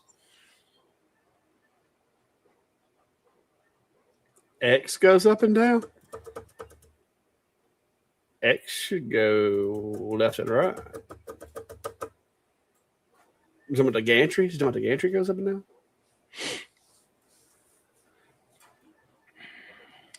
I don't know that they're wired different. No, they're not wired different. The only difference is now the A70, I think, does use the plug, the USB plug, I think. This is the gantry. This is the gantry goes up and down. The R1 rotary should plug into the stepper. Maybe you got it plugged into the wrong stepper. It sounds like you got your X and your Y axis confused. Maybe you plugged it into the X instead of the Y. You're supposed to plug your rotary into the Y axis, not the X. Because the X is left and right. The Y is front and back on that Atom Stack. Also, just double check what you have in the rotary setup, because you can choose the axis. It defaults to Y. Yeah, but you have to physically unplug the stepper on those to use the rotary, right? Yeah, it plugs into the wire at least at the stepper. So if they accidentally unplugged the wrong stepper and plugged it in there, that would make sense as to why the gantry is going back. Because the gantry should not go front to back. It should go left. The head should move on the gantry. If you unplug the correct one, the gantry should not go front to back. If you unplugged it and plugged it into the rotary. Because that's the only thing I can think of is it's just plugged in. Because ask me how I know. I have actually plugged a rotary into the wrong axis. And yeah. That's the only thing I can come up with is wrong stepper. Go to the other one. Because I'm pretty sure. Let me look at my Pro. Yeah, I mean the other thing is just double check in the rotary setup that it is set up to the Y axis and not one of the others. Yeah. No, it plugs into the stepper. So if you choose the wrong one, if you bump the wrong one in the rotary setup, then it could send the wrong signal to the wrong stepper. But if you disconnect the right one, it shouldn't be able to move the gantry then. Yeah, that's the reason I'm thinking it's not software, because if the gantry's going front to back when the rotary's supposed to be turning, you got it plugged into the wrong spot. It's the other stepper. Yeah. Yeah. So now, some of the machines that have was it the Creality and some of the other ones that have the other port that you plug into that other port, then if you don't flip that switch correctly, then it bad things. But I think with the Atom Stack, it's physically you have to unplug the stepper and plug it in, so it shouldn't be moving. But so you're gonna double check tomorrow. Oh, look, glue question for you, Steve. That glue for fabric would take 3 weeks to get here. Got same company's 3-in-1 version. Still apply to both sides, and how long to wait before joining? Did I miss it? That was from an email. And so generally, if you're using what's considered like a contact cement, the idea is you want to apply it maybe to both sides, push them together just to make sure that the glue is kind of seated on both sides, and pull them apart. And then the air is going to like partially cure that glue, and then it's going to get tacky. You can sometimes see the change on the surface as it goes from kind of clear to almost like a haziness. And then you'll know it's good. Otherwise, I would just, maybe test it with some couple scrap pieces of wood or whatnot, and just see at what point. Once it grabs, it generally is going to hold pretty well. It'll have just a little bit of give, but you're going to want to be making sure that you kind of get it together. But yeah, as long as the contact cement isn't like corrosive or going to degrade either of the, the fabric or the material you're putting on, you don't necessarily need a specific fabric one to use with that. Also, I would just make sure it's not going to be something that skin contact. If it's going to be worn and that could contact skin, that would be another issue to look at for the glue. But I would say, in my experience with a lot of them, I give it about 30 seconds to a minute, and a lot of them are kind of good to go. Some of them do take a little bit longer, but generally they'll say something about that on the package. But it doesn't take too long for that to start kind of just getting tacky. Cool. You always count on Steve to have the answer when it comes to glues. What's up, Rich? Louisiana hobby guy. How's it going, sir? He was on vacation. I don't know if he's back or unless he's being impersonated or somebody has broken into his shop and using his computer. I think he was taking a well-deserved. I think it was a cruise that Rich was on. So hope you enjoyed that. And if you're back, I hope everything was good. If you're still on it, I hope you're enjoying it. Cruise, was it? But yeah, always good to see you out here. There's your one. On your first, okay, Steve, on your first red and black, did you ever do tumblers? If so, did you use a rotary? Yes. I don't have it because I gave that machine to a friend and I gave him the big rotary. It was a massive, this was like an industrial chuck style rotary. Looked like something you would actually have on like a metal lathe. So that it kind of a similar what we're doing here. You had to orient it right. It had a aviation plug. You would have to connect that. I think I actually had to set up a different profile with the laser because you had to change things on the controller for like disabling the homing and other things like that. But yeah, it was like a real beefy, like bigger than that kind of. Wow. Yeah, I don't know if I may have some photos or video of it somewhere. But yeah, and that worked pretty well. But but I also had the drop bed in that, and it was pretty easy to get set up. It's just, swapping it out and changing a couple parameters on the controller back then. Yeah, that one there weighs about 10, 15 pounds. It's heavy. Let's see if I can find. I gotta imagine. Of course, I'd have to go back a ways, but I probably have a picture or a video of it in action from 10 years ago. Roger says looking for a different 3D slicer from a longer LK5 Pro. It is not Wi-Fi compatible. Using matter control. Any suggestions? Ooh, that's not going to be something that's in my wheelhouse, really, because I'm Creality to bamboo, and that's as far as I've went in the 3D printing world. So I wouldn't know what to tell you on that one. I'm not qualified to speak on that topic.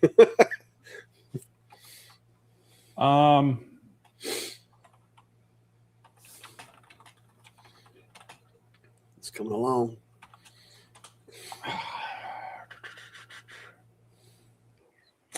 I think you could set up Cura with that.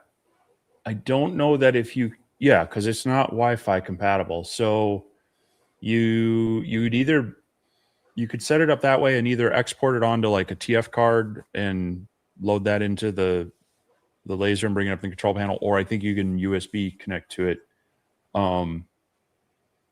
You may have to do some tweaking to get the profile set up right, but I'm pretty sure that would be kind of my route to go with that one.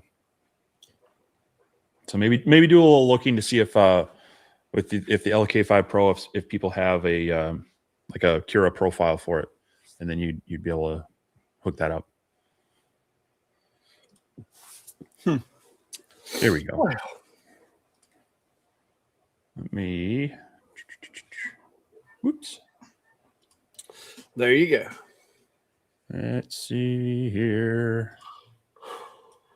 Right there. It's a little dark photo, but Oh my gosh. yeah, that was That looks the like something from an auto body shop or something.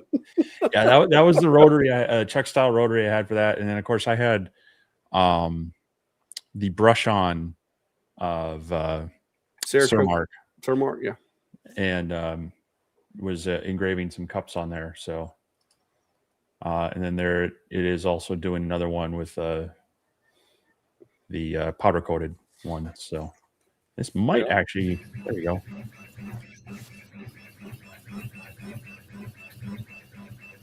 It's like I was doing a second run on it or something, but that's something else. But yeah, that's the one I used. It was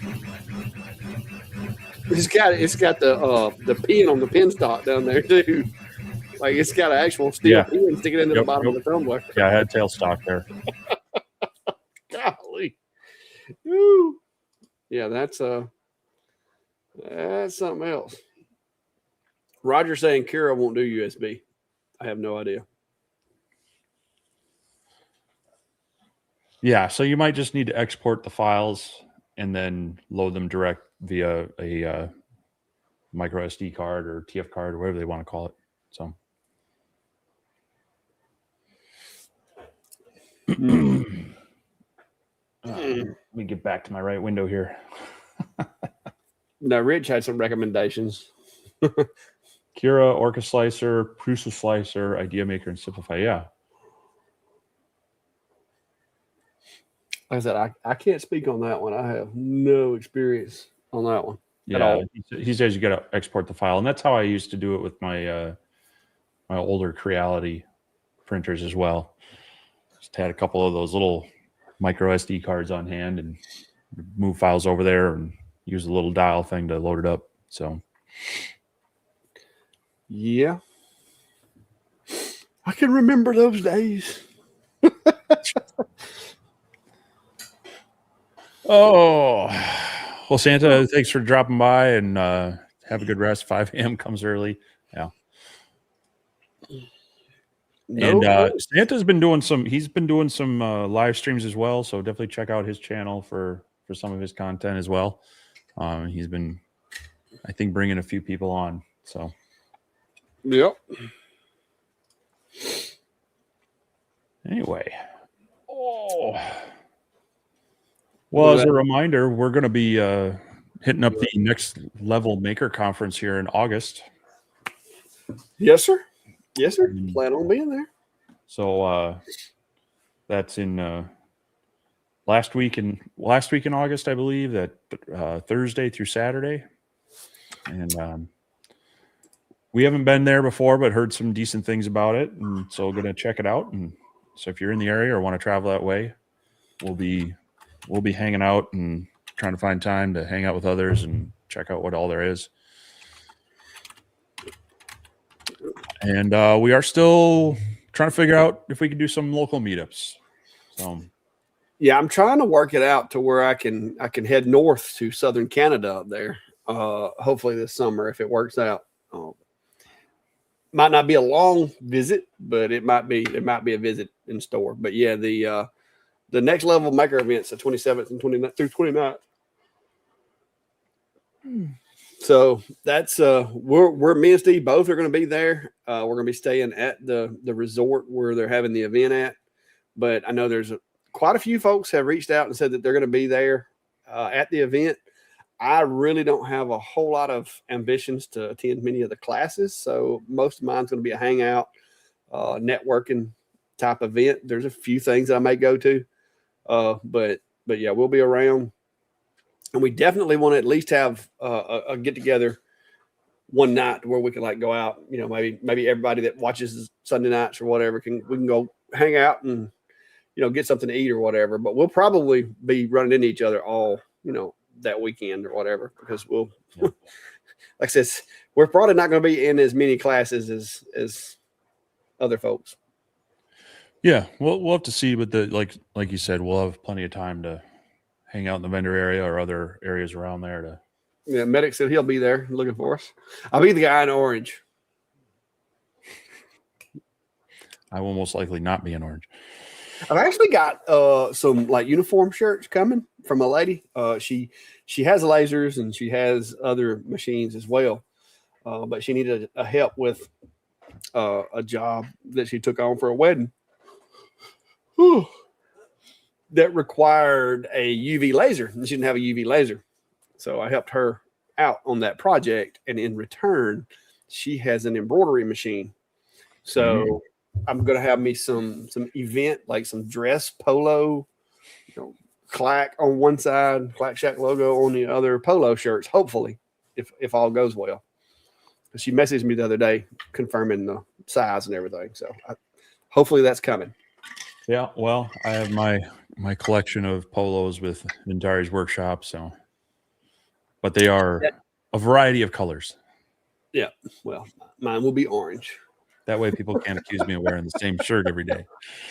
Hey, it's the best way, because man, I used to go back when I first started doing this. I would be editing a video, and because of the way that everything went down, each like section of the video, I would have a different shirt and different pair of pants. Like it just, and I was like, man, this is so crazy. So I bought my shirts. I started wearing the orange. I wore green ones to start with, but then I went to the orange shirts, and I got like 10 of them hanging in the closet, and I got a box of them in my event trailer. So if I mess one up or it gets too nasty, I just throw it in the garbage and get another one. Actually, I'll usually split them up and use them as stain rags. Well, that's the benefit of living here north of southern Canada. Yeah, a lot of times you got to wear a polo, or not polo, but like a hoodie or some sort of sweatshirt. So that's the top layer, and I just have a different shirt on. Wear a top you layer. won't notice how much. You can only wear a top layer here about 2 months out of the year. Yeah, well, other than that, it starts getting hot. All I got to say is it's easier to warm up than cool down. I mean, I'll give you that. It can be for sure. D Wolf's got a question. Says, "Do you think it's worth?" Wait a minute, that's not the one I clicked on. That's the one I clicked on. Oh, we clicked at the same time, apparently. DeWolf Dragon's asking, "Do you think it's worth to buy the Lightburn license and start learning it?" Currently, my We Create lasers don't natively like it. They have a 30-day trial period, so definitely do that first. Download it, play around with it, see what it. There are some features that don't work with the We Create, but they're actually, depending on your We Create laser, it also unlocks things like bidirectional engraving.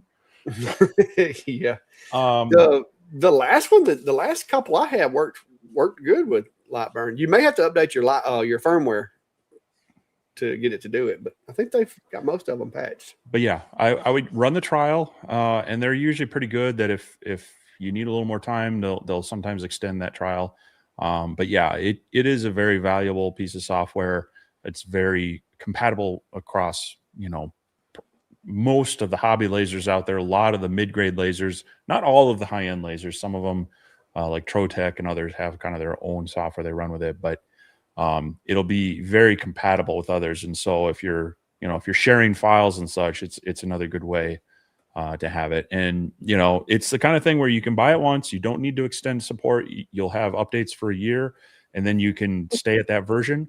You don't have to renew support every year. But it is only like $30 a year for that, and you get the latest updates as well. I mean, I've had my license going on not quite 10 years now, and have really appreciated using it over the years. So, but check out the free trial first. It'll save you some money on the front end if you absolutely don't like it. Yeah. Kevin Rich is asking, anyone going to the Vectric group meeting in Nashville? Well, it depends. I have looked at tentatively going, but I can't say for sure at the moment, but that is definitely on my radar. Nashville's only about 4-hour drive from here, so it wouldn't be that big of a drive.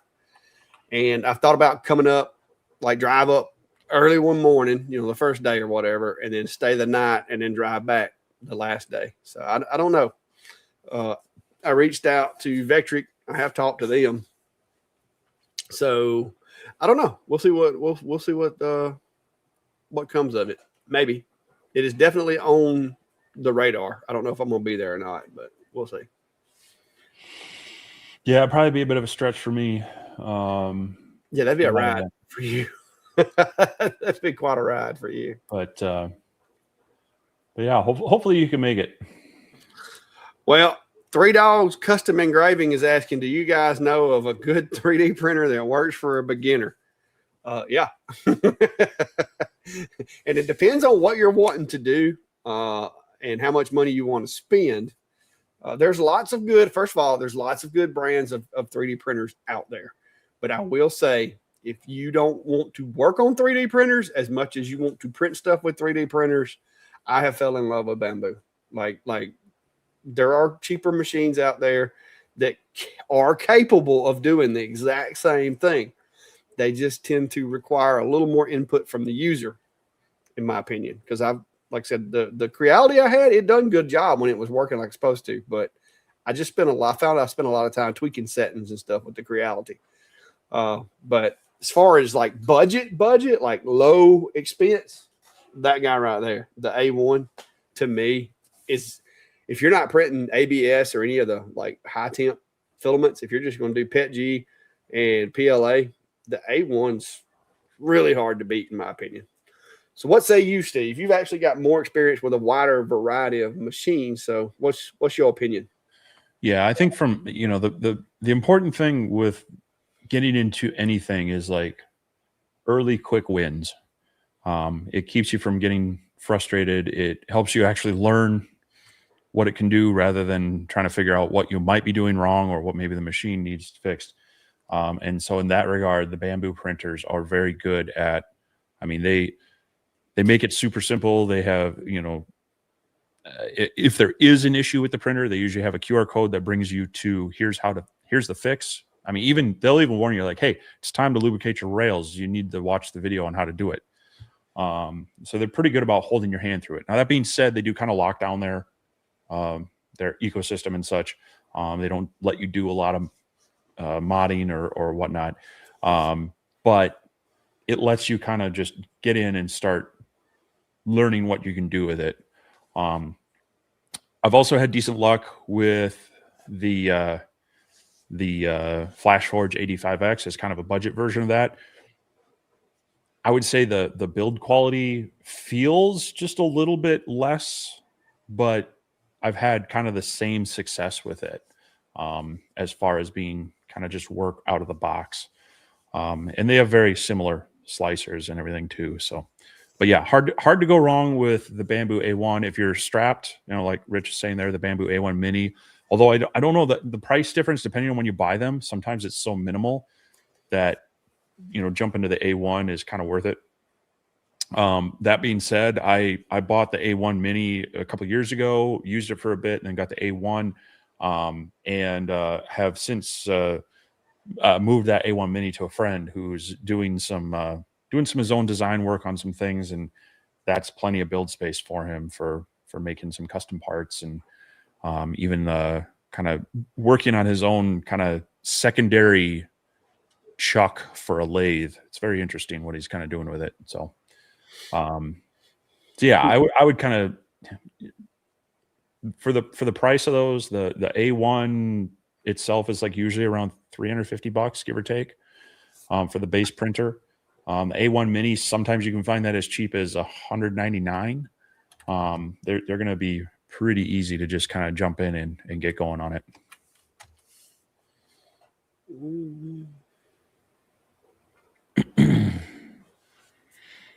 And of course, they run sales every so often, but yeah, I guess Best Buy is probably, your average prices right now. The minis showing $219. That's just standard mini without an AMS or anything. So it's not a lot of money if you wanted to just, give it a try. Yeah. Yep. But I love my old A1. It's been a good one. So the only problems I ever had with my A1 was letting my filament get too wet and then having, issues from that. So Mark Tucson is saying that may be true about easier to warm up than cool down, but I don't have to shovel sunshine and I don't have my water turning solid in my pipes. Well, I've never had my pipes frozen in my house. House is built properly for that. I have pushed getting heat stroke here in Minnesota in the summer, and that's warm enough for me. I've been down to Arizona in the August. I'm thinking about, depending on timing and finances, I may be heading west from the Maker event to go see my dad in Arizona end of August, and I may be regretting that temperature wise. But yeah, no, I'll take a little bit of exercise in the winter. Now, the funny thing is my dad moved down there like 20 some years ago because he really was affected by winters with the whole seasonal effectiveness disorder. And I get that. I feel it too as I get older. But he says it's kind of the inverse now, is that, especially in the warmer months, if he doesn't get out before 8 a.m., you just don't get outside because it's too hot. So, yeah, I'll take my nice days in the summer where there's longer sunshine than the winter. Well, now he did move to the desert. So no, actually, he's in the mountains of Arizona. He's like 5,000 feet up, and okay, and it's still bad. So I was fixing to say, if he was in Phoenix or Tucson, he would just be like, "I'm done. I've melted." And he did live down in Phoenix for a number of years, but no, he's up in the mountains. Kevin Jensen saying, Clack, any luck using Lightburn with the Lumos? I don't remember if I did or not. I know they supposedly have it to where you can, but with the We Create machines, you lost a lot of functionality if you didn't use their software. And so a lot of times I would just stick with their software on especially the portable machines like that. But I don't know. I don't know where they're at with that now. I haven't kept up with it. Three Dog Custom Engravings asking, do you recommend open or enclosed? Unless you're going to get into the higher end filaments that require, more heating and stable heat, an open frame one is fine. So you're going to be able to print PLA, PETG, ASA, things like that without that. But if you're getting into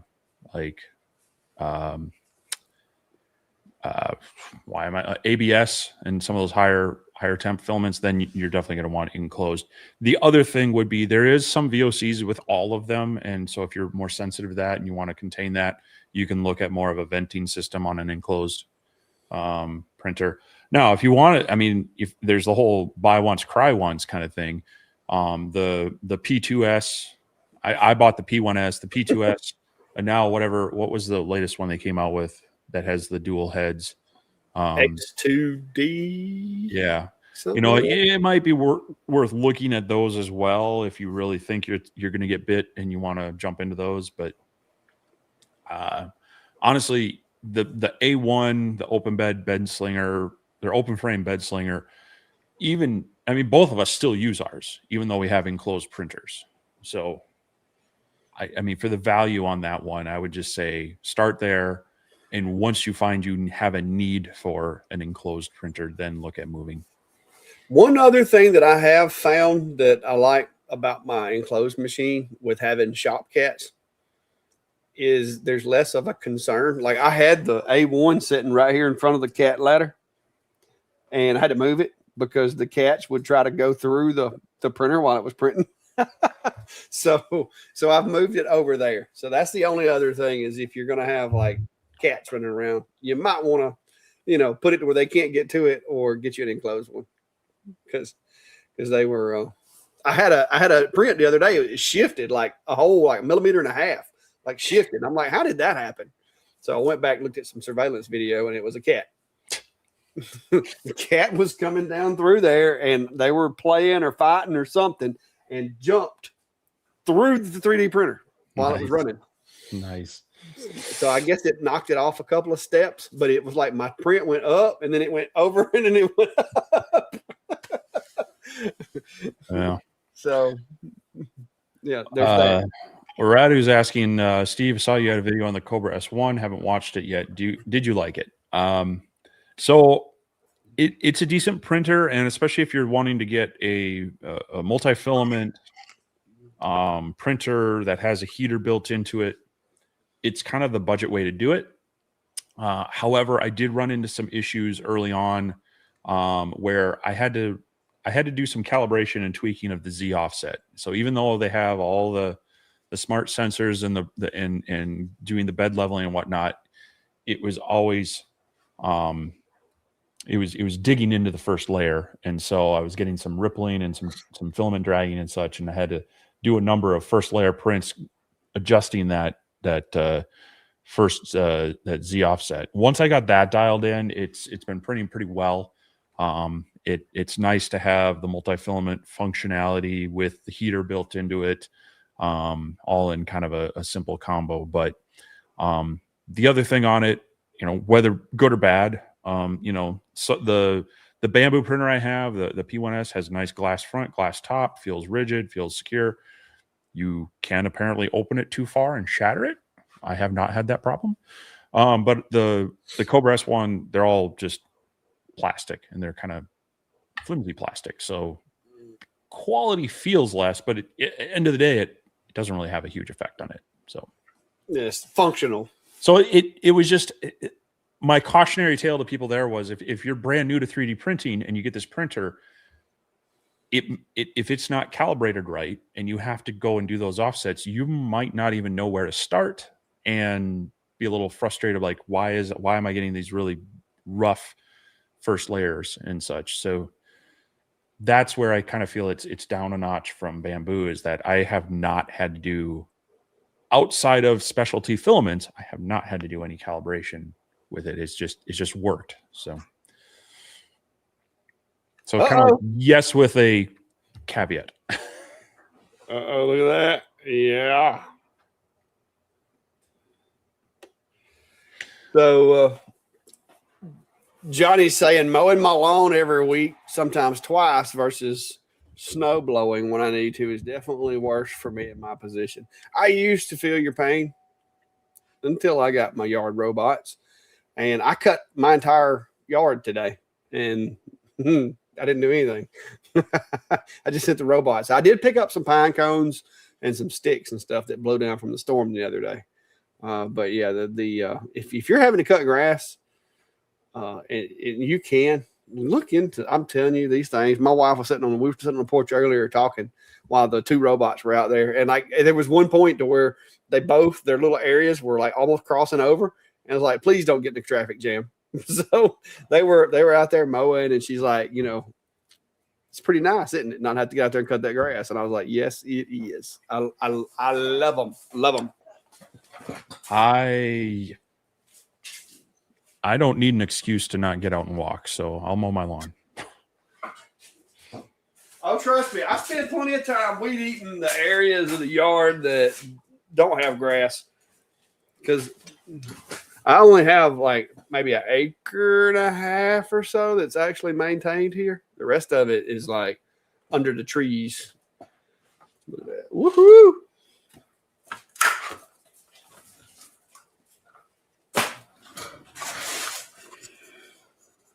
There we go. Moment of truth. Let's see if it works.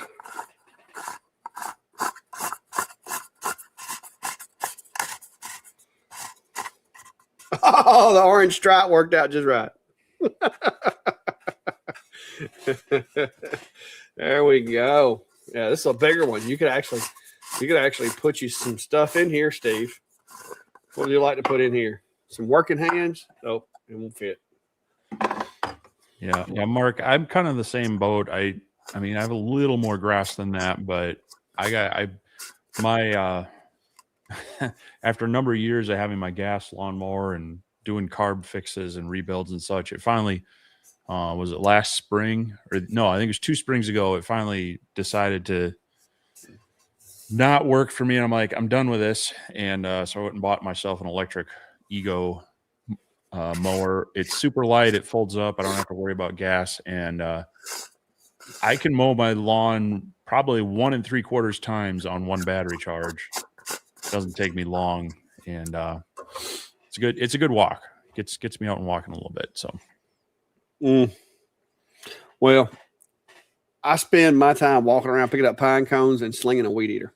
Now, I do have an electric DeWalt weed eater, but I actually get plenty of exercise instead of riding around in circles, breathing silica dust, because I live on a sandbar. And so I choose not to, like, because when you get off of the lawnmower here, like it's like you've been at the beach, like rolling on the beach, because that's what's underneath me. That's where all that white sand that's out there in the Gulf. Yeah, it came through here on its way to the Gulf. And so I do not like the sand everywhere. I prefer to let my robots do it. These are the rocks I had to pull out of the yard for the flower bed we installed for Carla today. That's a pretty good sized rock there. You just about needed a tractor. Yeah, well, there's the whole what is it? The Scottish games with the caber toss and the stone throwing. Yeah, see, I've given up picking up heavy stones. I'm no longer done with that. All right. Let's see. Yeah, Mark. The only gas powered thing I have left is my snowblower, and if I would have gotten it before Black Friday this year, I would have switched over, and then I didn't. I had to, again, middle winter. I'm doing a carb rebuild and such on that thing, so I'm probably this fall, this winter, I'm probably going to switch that one over as well, and then I won't have to worry about storing gasoline in here. Yeah, I'm just a little bit short of 1 million square feet mode since I've got my Ecovacs. That's the logs for the Ecovacs. Is 950,818 square feet. All those steps you're missing. That's not steps. You're on a zero turn. Those are not steps. Trust me, I get plenty of steps. That's just the one lawnmower. Let me see what the chopper's got on it. Mowing report. 318.5. What is that? 1,000 square feet. 318,000 square feet on that one, and that's on the Luba. So I've reduced my carbon footprint 64.6 pounds. It tells you that on this one. It doesn't tell you that on the other one. Well, how does it know that you weren't using a real mower before that?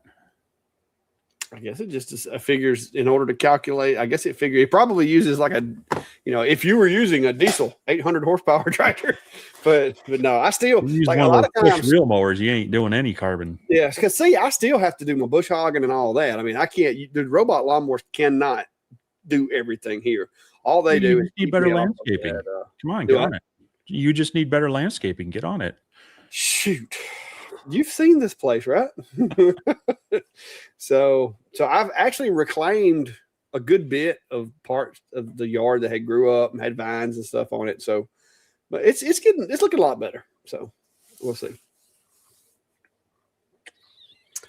But yeah, I don't miss having to cut grass because, like somebody said a while ago, there's times here in the rainforest to where you have to cut it twice a week. Like if you don't cut it twice a week, it starts looking shaggy. But with the robot lawnmowers, like they can cut it every day. Like it just doesn't matter. You just send them. Midnight Sun. Yeah, the knee's doing better. It's still, I mean, it ain't 100% because the never will be. But when I'm out here on the side of these hills running a weed eater and everything, I still have to make sure I got a good footing because you'll bust your butt out here on the side of this hill on this pine straw. But it so far so good. I'm still getting around good. So Chris is saying I heard some areas were banning powered outdoor tools, permitting only battery. And yeah, there are some places doing that. Here, there's actually, they're not banning them, but the power, I don't 100% understand this. The power company is giving you rebates to buy. Well, I suppose because if you buy the electric power tools, you're going to be using their stuff more. But yeah, I picked up. I ordered a electric chainsaw, and part of it was there's a $30 rebate for my power company for getting it. So I was like, well, all right, that's a nice extra little deal on top of the sale that was going on. So yeah, there's sometimes they're incentivizing them, and other places I hear are some cities and communities. I don't know if a full-on state has done it yet, but they're trying to encourage them through legislative means. So, Jared Lyons asking, Steve, looks like OMTech only sells the Polar Light now. You still liking this machine? I'm possibly looking for a good budget CO2 to cut acrylic for UFI and possibly have backup for tumblers. So for cutting the acrylic, yes. For tumblers, if you like a roller rotary, yes. I'm still need to figure out if they will work nicely for a chuck style rotary. So yeah, the IKEA Master, I just see your next comment. It's finally on the workbench. Again, they have a rotary port on there, and there is a panel that slides out on the bottom, and so you could elevate it. As a matter of fact, they have like a sling bed option for this, and I think it's compatible with like the R1 and whatnot as far as rotaries. So for rotary, this may be a good option, but I haven't tested it yet. I don't know. I can't speak to that yet. So the OMTech, very, very nice machine. Especially if you were just, looking for a CO2 for cutting acrylic and flat material. But I was trying to get it to work with a chuck style rotary, and I could get it to actually operate the rotary, but having it work with light burn to make the adjustments based on diameter and such didn't seem to have an effect. So I need to reach out. That was the same issue I had with the Polar Plus. Yeah. So that might be a caveat to the Polar Light. So hopefully, like I say, hopefully I'll have some decent luck getting this one tested, and we'll try it with the Atom Stack R1. Assuming it works, and I can plug that in, we'll give that a rundown. And if it does work well on a chuck rotary, that may become my go-to tumbler machine for CO2.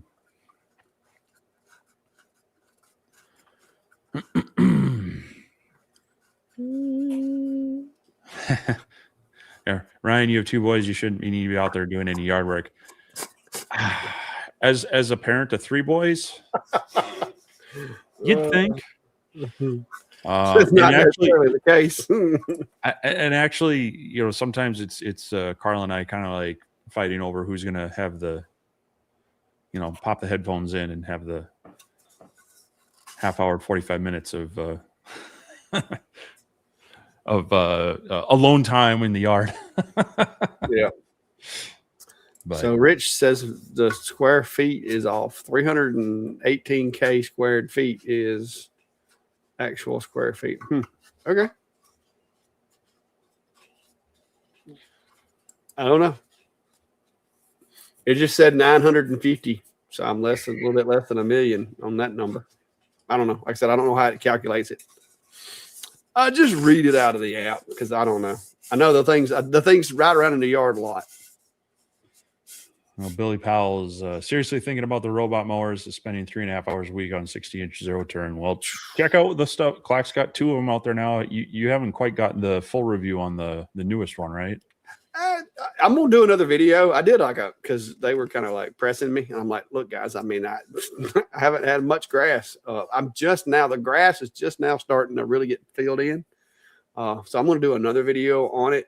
I went through my first set of blades, and I haven't went through a first set of blades. I had to rotate the blades because the blades on the Momotion machine have 4 cutting edges, and you have to like rotate them. So you take the blade and flip it, and then you flip it the other way. And so I just serviced them the other day. Both of them got a fresh set of blades on them for the, since it's been raining and everything. But the Momotion, I will say this. The EcoVax, I love the thing. Like, it's quiet. It's easy. It's steady. It wasn't necessarily made for a yard as big as mine and as steep, like the angles and stuff. And the Momotion, the new Momotion, it'll go anywhere, but now it'll dig a rut too. That's the only downfall. You have to strategically lay out your mapping and stuff that's something I'm having to learn with it, is how not to set it up to where when it turns around, it's going to tear out the grass. Because if you make it turn around going down or up a hill, it tends to dig in a little bit, especially like where I'm at with it being so sandy and the grass is not fully evolved yet, it just gets it gets a little hectic sometimes. But I'd have the problem of like to get the boulevard area of my house, I'd actually have to have it go over like 3 yards, get down on the sidewalk, and come back to just. You can lay out a path for them. I mean, I'm not sure my neighbors are going to enjoy. Yeah, my little robot. You just might want to get you a little like a waiver from your. They'd be like, "Well, that's fine as long as it mows the whole yard along its way," you know. Yeah, yeah. They're nice. They are very nice. I love them. Like I said, the Momotion, I'm using it for the furthest parts of the yard because it does have it not only does it have the visual and the LiDAR, but it has visual LiDAR and GPS using the fixed station. So it does a really, really good job in those far parts of the yard.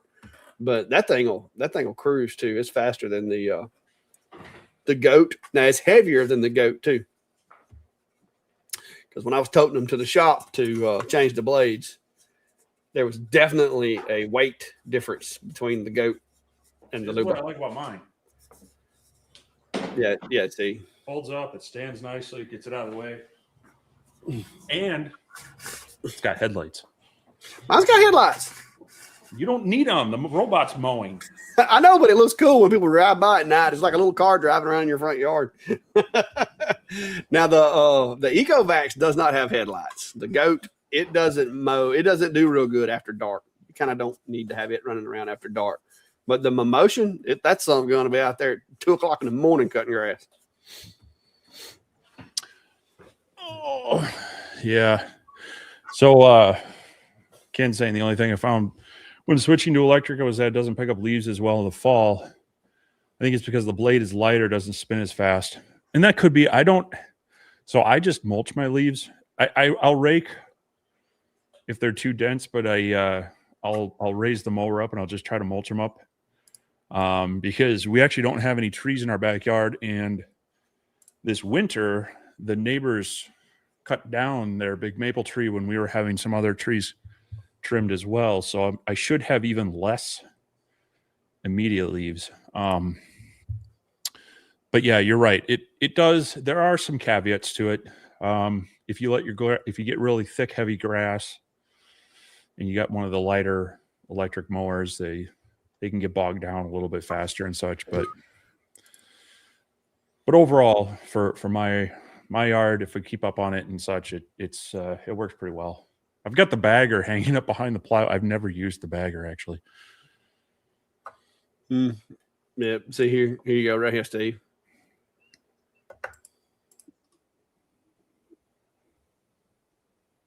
Grass doesn't even look long enough to mow. That's because the robots is out there about twice a week knocking it down.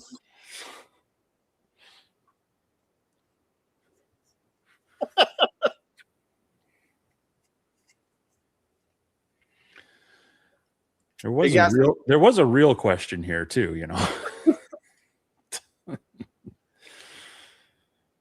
There's one for you.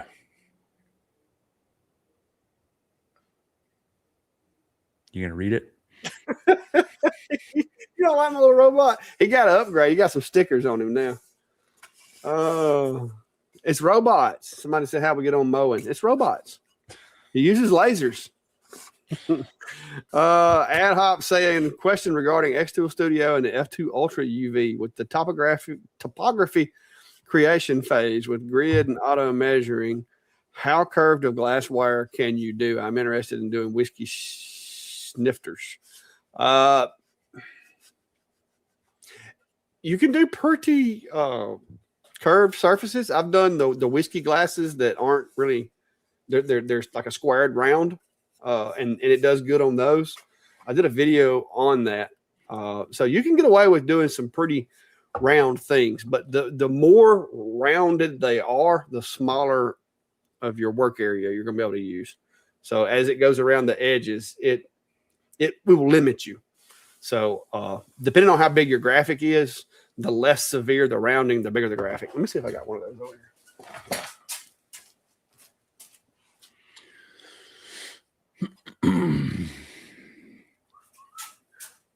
And I'm not sure what a whiskey snifter is, or I'm not sure what a whiskey snifter is, but I got these. It's like it's rounded, but it's square. It's like rounded, kinda, but square on the bottom. And I did a bunch of these for a wedding. And these are some of my test pieces here. So yeah, I did this with the X Tool UV, and I used a jig and did it with the curved surface mapping. But that was the only way to do these with a UV, because if you look at that, there's so many different angles at play. If you try just doing flat engraving with a UV, you're going to end up, and you can see, I think on this one down here at the bottom, some of this text did not engrave. That's because I was trying to do, when I first started doing it, I was trying to do it as a flat engrave, and it wasn't working. It had been much faster if I could have, because what I had to do was place the cup, engrave and map it, then engrave it, and then place the next one. I even found that there were inconsistencies in the shape from one cup to the next cup to the next cup. So I had to map each and every one to get the best result. And I made a little jig to go with it. So a whiskey snifter is usually wider at the base, and then it tapers up towards the top. Okay, so that's probably not going to be what this is. Yeah, but this is my little multi-layered little jig I made for this thing, and this allows them to sit in there like that, and it gets it mostly flat, but you still have this curvature even with my little jig plate. But it worked well. Like I said, I put one in there, map it, burn it. Put one in there, map it, burn it. So you can see it got it mostly flat. But yeah, UV's the way to go. But like I said, if you don't have curved surface engraving, odd shaped stuff like this is going to be a pain. You'd be better off with a CO2. Yeah, Mark, I know what you mean. I looked at the DeWalt lawnmower as well. I would say, and the reason I went with Ego is that they built the machines and they built the batteries for it now, and they also kind of stick with their batteries. Whereas a lot of the tool companies are trying to go, hey, we have batteries, let's make some tools for it, but they're often lower voltage, so you have to generally either add more batteries or you're stuck at a lower voltage. So that's kind of where I ended up going with Ego. It was a new battery system for me, but it was kind of like, okay, this is going to be for the yard tools and equipment and such. So just something to consider. Yep. But anyway, we are 12 minutes over. Yeah, just another rabbit hole. Yeah, Chris's response to how we get on mowing. Well, it's because they're robots that use lasers. Like LiDAR is a laser. It's a laser that spins around and then it calibrates and measures distances and all that cool stuff. Yeah, I don't think that's how we got on mowing, but okay. I love my robot lawnmowers. And if you haven't already, you can go check out the other channel over there, the Claycleys. That's where all of my mowing content now resides, is on the other channel, because I got to where, people were asking, hey, well, why are you talking about lawnmowers? So now I have a channel to where I can talk about lawnmowers, and it's normal. So if you're interested in checking that out, I'll drop a link. And also Steve has a channel as well that he does other things on. I'm working on doing other things out there. It has 2 videos and 1 short on it right now. Well, you can play. Hey, people could memorize those videos, and there'll be a quiz at the end of the day. But yeah, no, I have. Hold on here. It's my. I'm calling it Vintari Outdoors, mostly because it's going to be about me getting out of the house, getting out of the shop. It'll be a little mixture of things, but a lot of it will be me out going on hikes, bike rides, camping adventures, maybe a little bit of model airplane stuff. Maybe some fun projects around the house where I might start in the shop, like say with a planter build, and then we'll actually, plant stuff and decorate things. But it is kind of like what Clack was saying. It was a channel to share some other things that doesn't muddy the waters with, there are people who, they'll tell me, like, I don't like when you do this, that, or the other thing. Like, they don't like me doing reviews. They just want me to do tutorials and such. It's like, well, I like to do it all. So this helps kind of keep it a little bit cleaner. And hopefully I can share some cool things, especially around Minnesota. But hey, as I travel other places and I find some cool things, Probably share it there as well. So if you want to check it out, would love to have your subscription over there. And Rick said campus tours. Well, if you want one of those, I'll get you connected with our advising and registration team, the facilities manager. But yeah, no, I got it. It started. It's kind of a slow start. I'm kind of getting my feet with that channel. I did go on a bike ride the other day, and I've got the Insta 360 camera. I mean, I have their action cameras, but I actually have one of their 360 cameras that I've been playing with to try to get some views. And there are definitely some ways that gets you some cool footage, and other ways you're going, well, that's a really bad angle. So more to come on that. So yeah, we'll I'd love anybody that wants to jump over there as well. Greg's asking, do you do model rockets? I have. A fun story. I did rocketry as a kid along with model aviation. And when I had my physics class in high school, one of the projects was to create a model rocket with certain parameters. We were given, some basic materials, and, they had two students using the sight, elevation sight things to try to get the altitude. I mean, and this was second nature to me. Mine went really high, and the instructor or the teacher was like, they must have misread it. I'm like, two of them.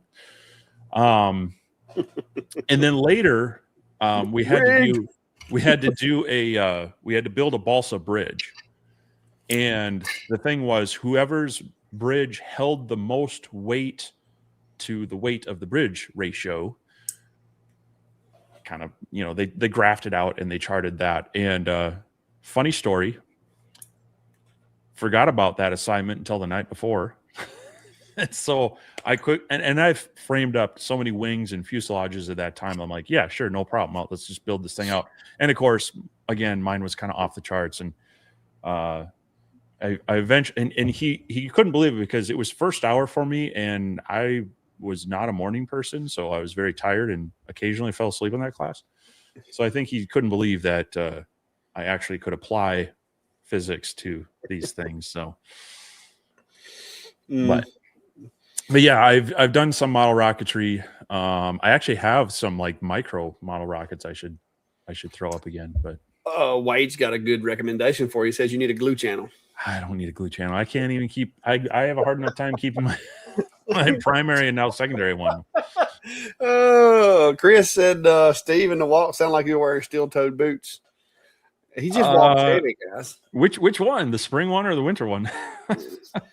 Now that one, it was crunching of snow or whatever. Yeah, well, so I do have some hiking shoes that are a little. They've got a harder sole to them. So Greg said if you had a glue channel, it'd be a little tacky. It would be kind of tacky, wouldn't it? Yeah. Yep. Yeah. Well, mine's getting there. I've got all kinds of different stuff on there. Home technology, robots, just random building stuff, doing stuff, just cutting up, having a good time, talking about being retired, just the usual stuff. The use, I do occasionally use the robots to make projects for that side of the house. And yeah, Jer, 3D rocket would be kind of fun. I actually have some files for a 3D printed model airplane as well, for like an RC airplane. So we'll see. I have longer lists than I have time, and yes, and sometimes attention for it. I feel you. I had to quit my job to try to get more time, and I still ain't got no time. It ain't I looked into that, but the bank account says nil. Well, luckily they still paying me not to come. That's when that's when they really want to get rid of you, is when they pay you not to come to work. Well, we'll see. Hopefully in about 10 years, I might be there. Yeah. Well, all right. Well, I think we've about done it. 2 hours and 19 minutes, guys. We've went a little bit over. For those of you that aren't aware, yes, I was able to print something that actually has threads and screws together. Very proud of myself right now. This is something that I can't believe I've actually been able to do it. So there we go. Other than I ran out of the green, which is what I was trying to do, and I had to print it in orange, and it looks like kind of like candy corn. It turned out really good. Well, I mean, candy corn is mostly orange anyway, so. Well, yeah, but it just has that green orange, thing. But so I don't know what I'm gonna. I don't know what I'm gonna orange, put in yellow, here. and white. Yeah, it's got like a little white tip on the top. What kind of candy corn has green? I mean, like the candy pumpkins have it. I don't know. I don't know. I'm just saying. It's multicolored. But I don't know what I'm going to put in here yet. But I'll put something in here. Maybe stickers or something. I don't know. It's about the right size that you could put. I don't know. White powdery substance. Well, I don't do a lot with white powdery substances. You could put some stickers. Talcum powder is a really good filler for CA and epoxy. Ooh. Yeah, sure. I don't know what you're talking about. Sure. Keep your hands from getting too sweaty. Yeah, I don't do a whole lot of weightlifting anymore. So obviously, because you're not even mowing your lawn. Dude, hey, 2 back surgeries. If I pick up anything too heavy, it's very deliberate, and I avoid heavy things. That's why I've got some really nice hand trucks. The little crank pallet fork looking things, like, because I don't want my 3rd back surgery. Yeah, we got a couple stones you can move if you want. No, I got a tractor for that. I got a tractor that can pick up about 2,000 pounds. I'm not picking up nothing like that. Yeah, well, that's where the part of that was where I called in the 17-year-old and said, "Hey." Yeah. And I was also like, yeah, not with your back, because you're going to hurt my back watching you do it that way. Yeah. Too many years of doing the things that I've done in my life. And like I said, my poor old discs between my vertebrae just they didn't have it in them. So yeah, we can't be doing that no more. Yep. All right. Well, that's it for tonight, guys. I appreciate it. And Steve and I will hopefully get some content out this coming out week. I hope to get some out because I've been slacking. I've been goofing off and using 3D printers and learning UV printing because that's a whole thing. It's not like a laser. Like when I get a laser in, I kind of know what to expect with lasers. I know how to use light burn. I know how to do those things. So those videos are pretty, it's just run the machine, try everything out, and do the video. But with the UV make, like I'm having to learn a whole nother technology, a whole nother software, a whole nother, like there's techniques and things that I've never even heard of. And just trying to figure it out. So it's a little more intense than just, random laser, insert here or whatever. Like this little guy, it's a laser. It's a blue laser. It's a fiber laser. I can do that all day long. But the UFI and learning all of those things is taking me a little bit of a learning curve. But it's enjoyable, and I'm getting there. So we'll see. So what do you think, Steve? Well, I got to get through finals and commencement week here at work, and then we'll hit into summer hours. The nice thing there is I'll be able to take a lot of Fridays off, so it'll be a mixture of shop time and some getting outdoors time. So hopefully that'll pick up with some of the project videos and some of the fun stuff before it gets too hot out here and I start complaining about not having a mini split again. I was fixing to say we've done hashtag Steve needs a mini split so many times, and yet he still doesn't have one. Hey, I moved my trailer, so that was step one. Well, I need to move it again, but at least I know I can move that. See that? That's what you need right there. It's like 64 degrees in here right now, and well, it's 71 in here, but no, it was like 80 something outside today. So, well, it was like 65 degrees outside, so it's finally warmed up to 64 degrees because I've been hanging out in here. Cody said it's 104 over there today. That's hot. That's hot. And this is why I'm questioning my thought of possibly heading west and hitting Arizona after in August. In August. Take some eggs. Hey, do the whole video of frying an egg on the hood of your car.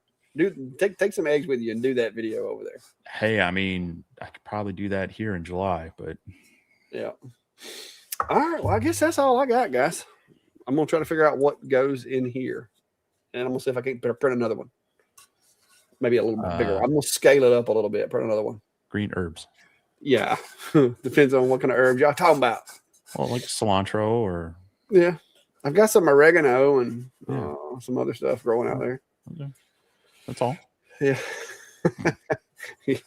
Well, y'all have a good night. We'll see y'all. Later.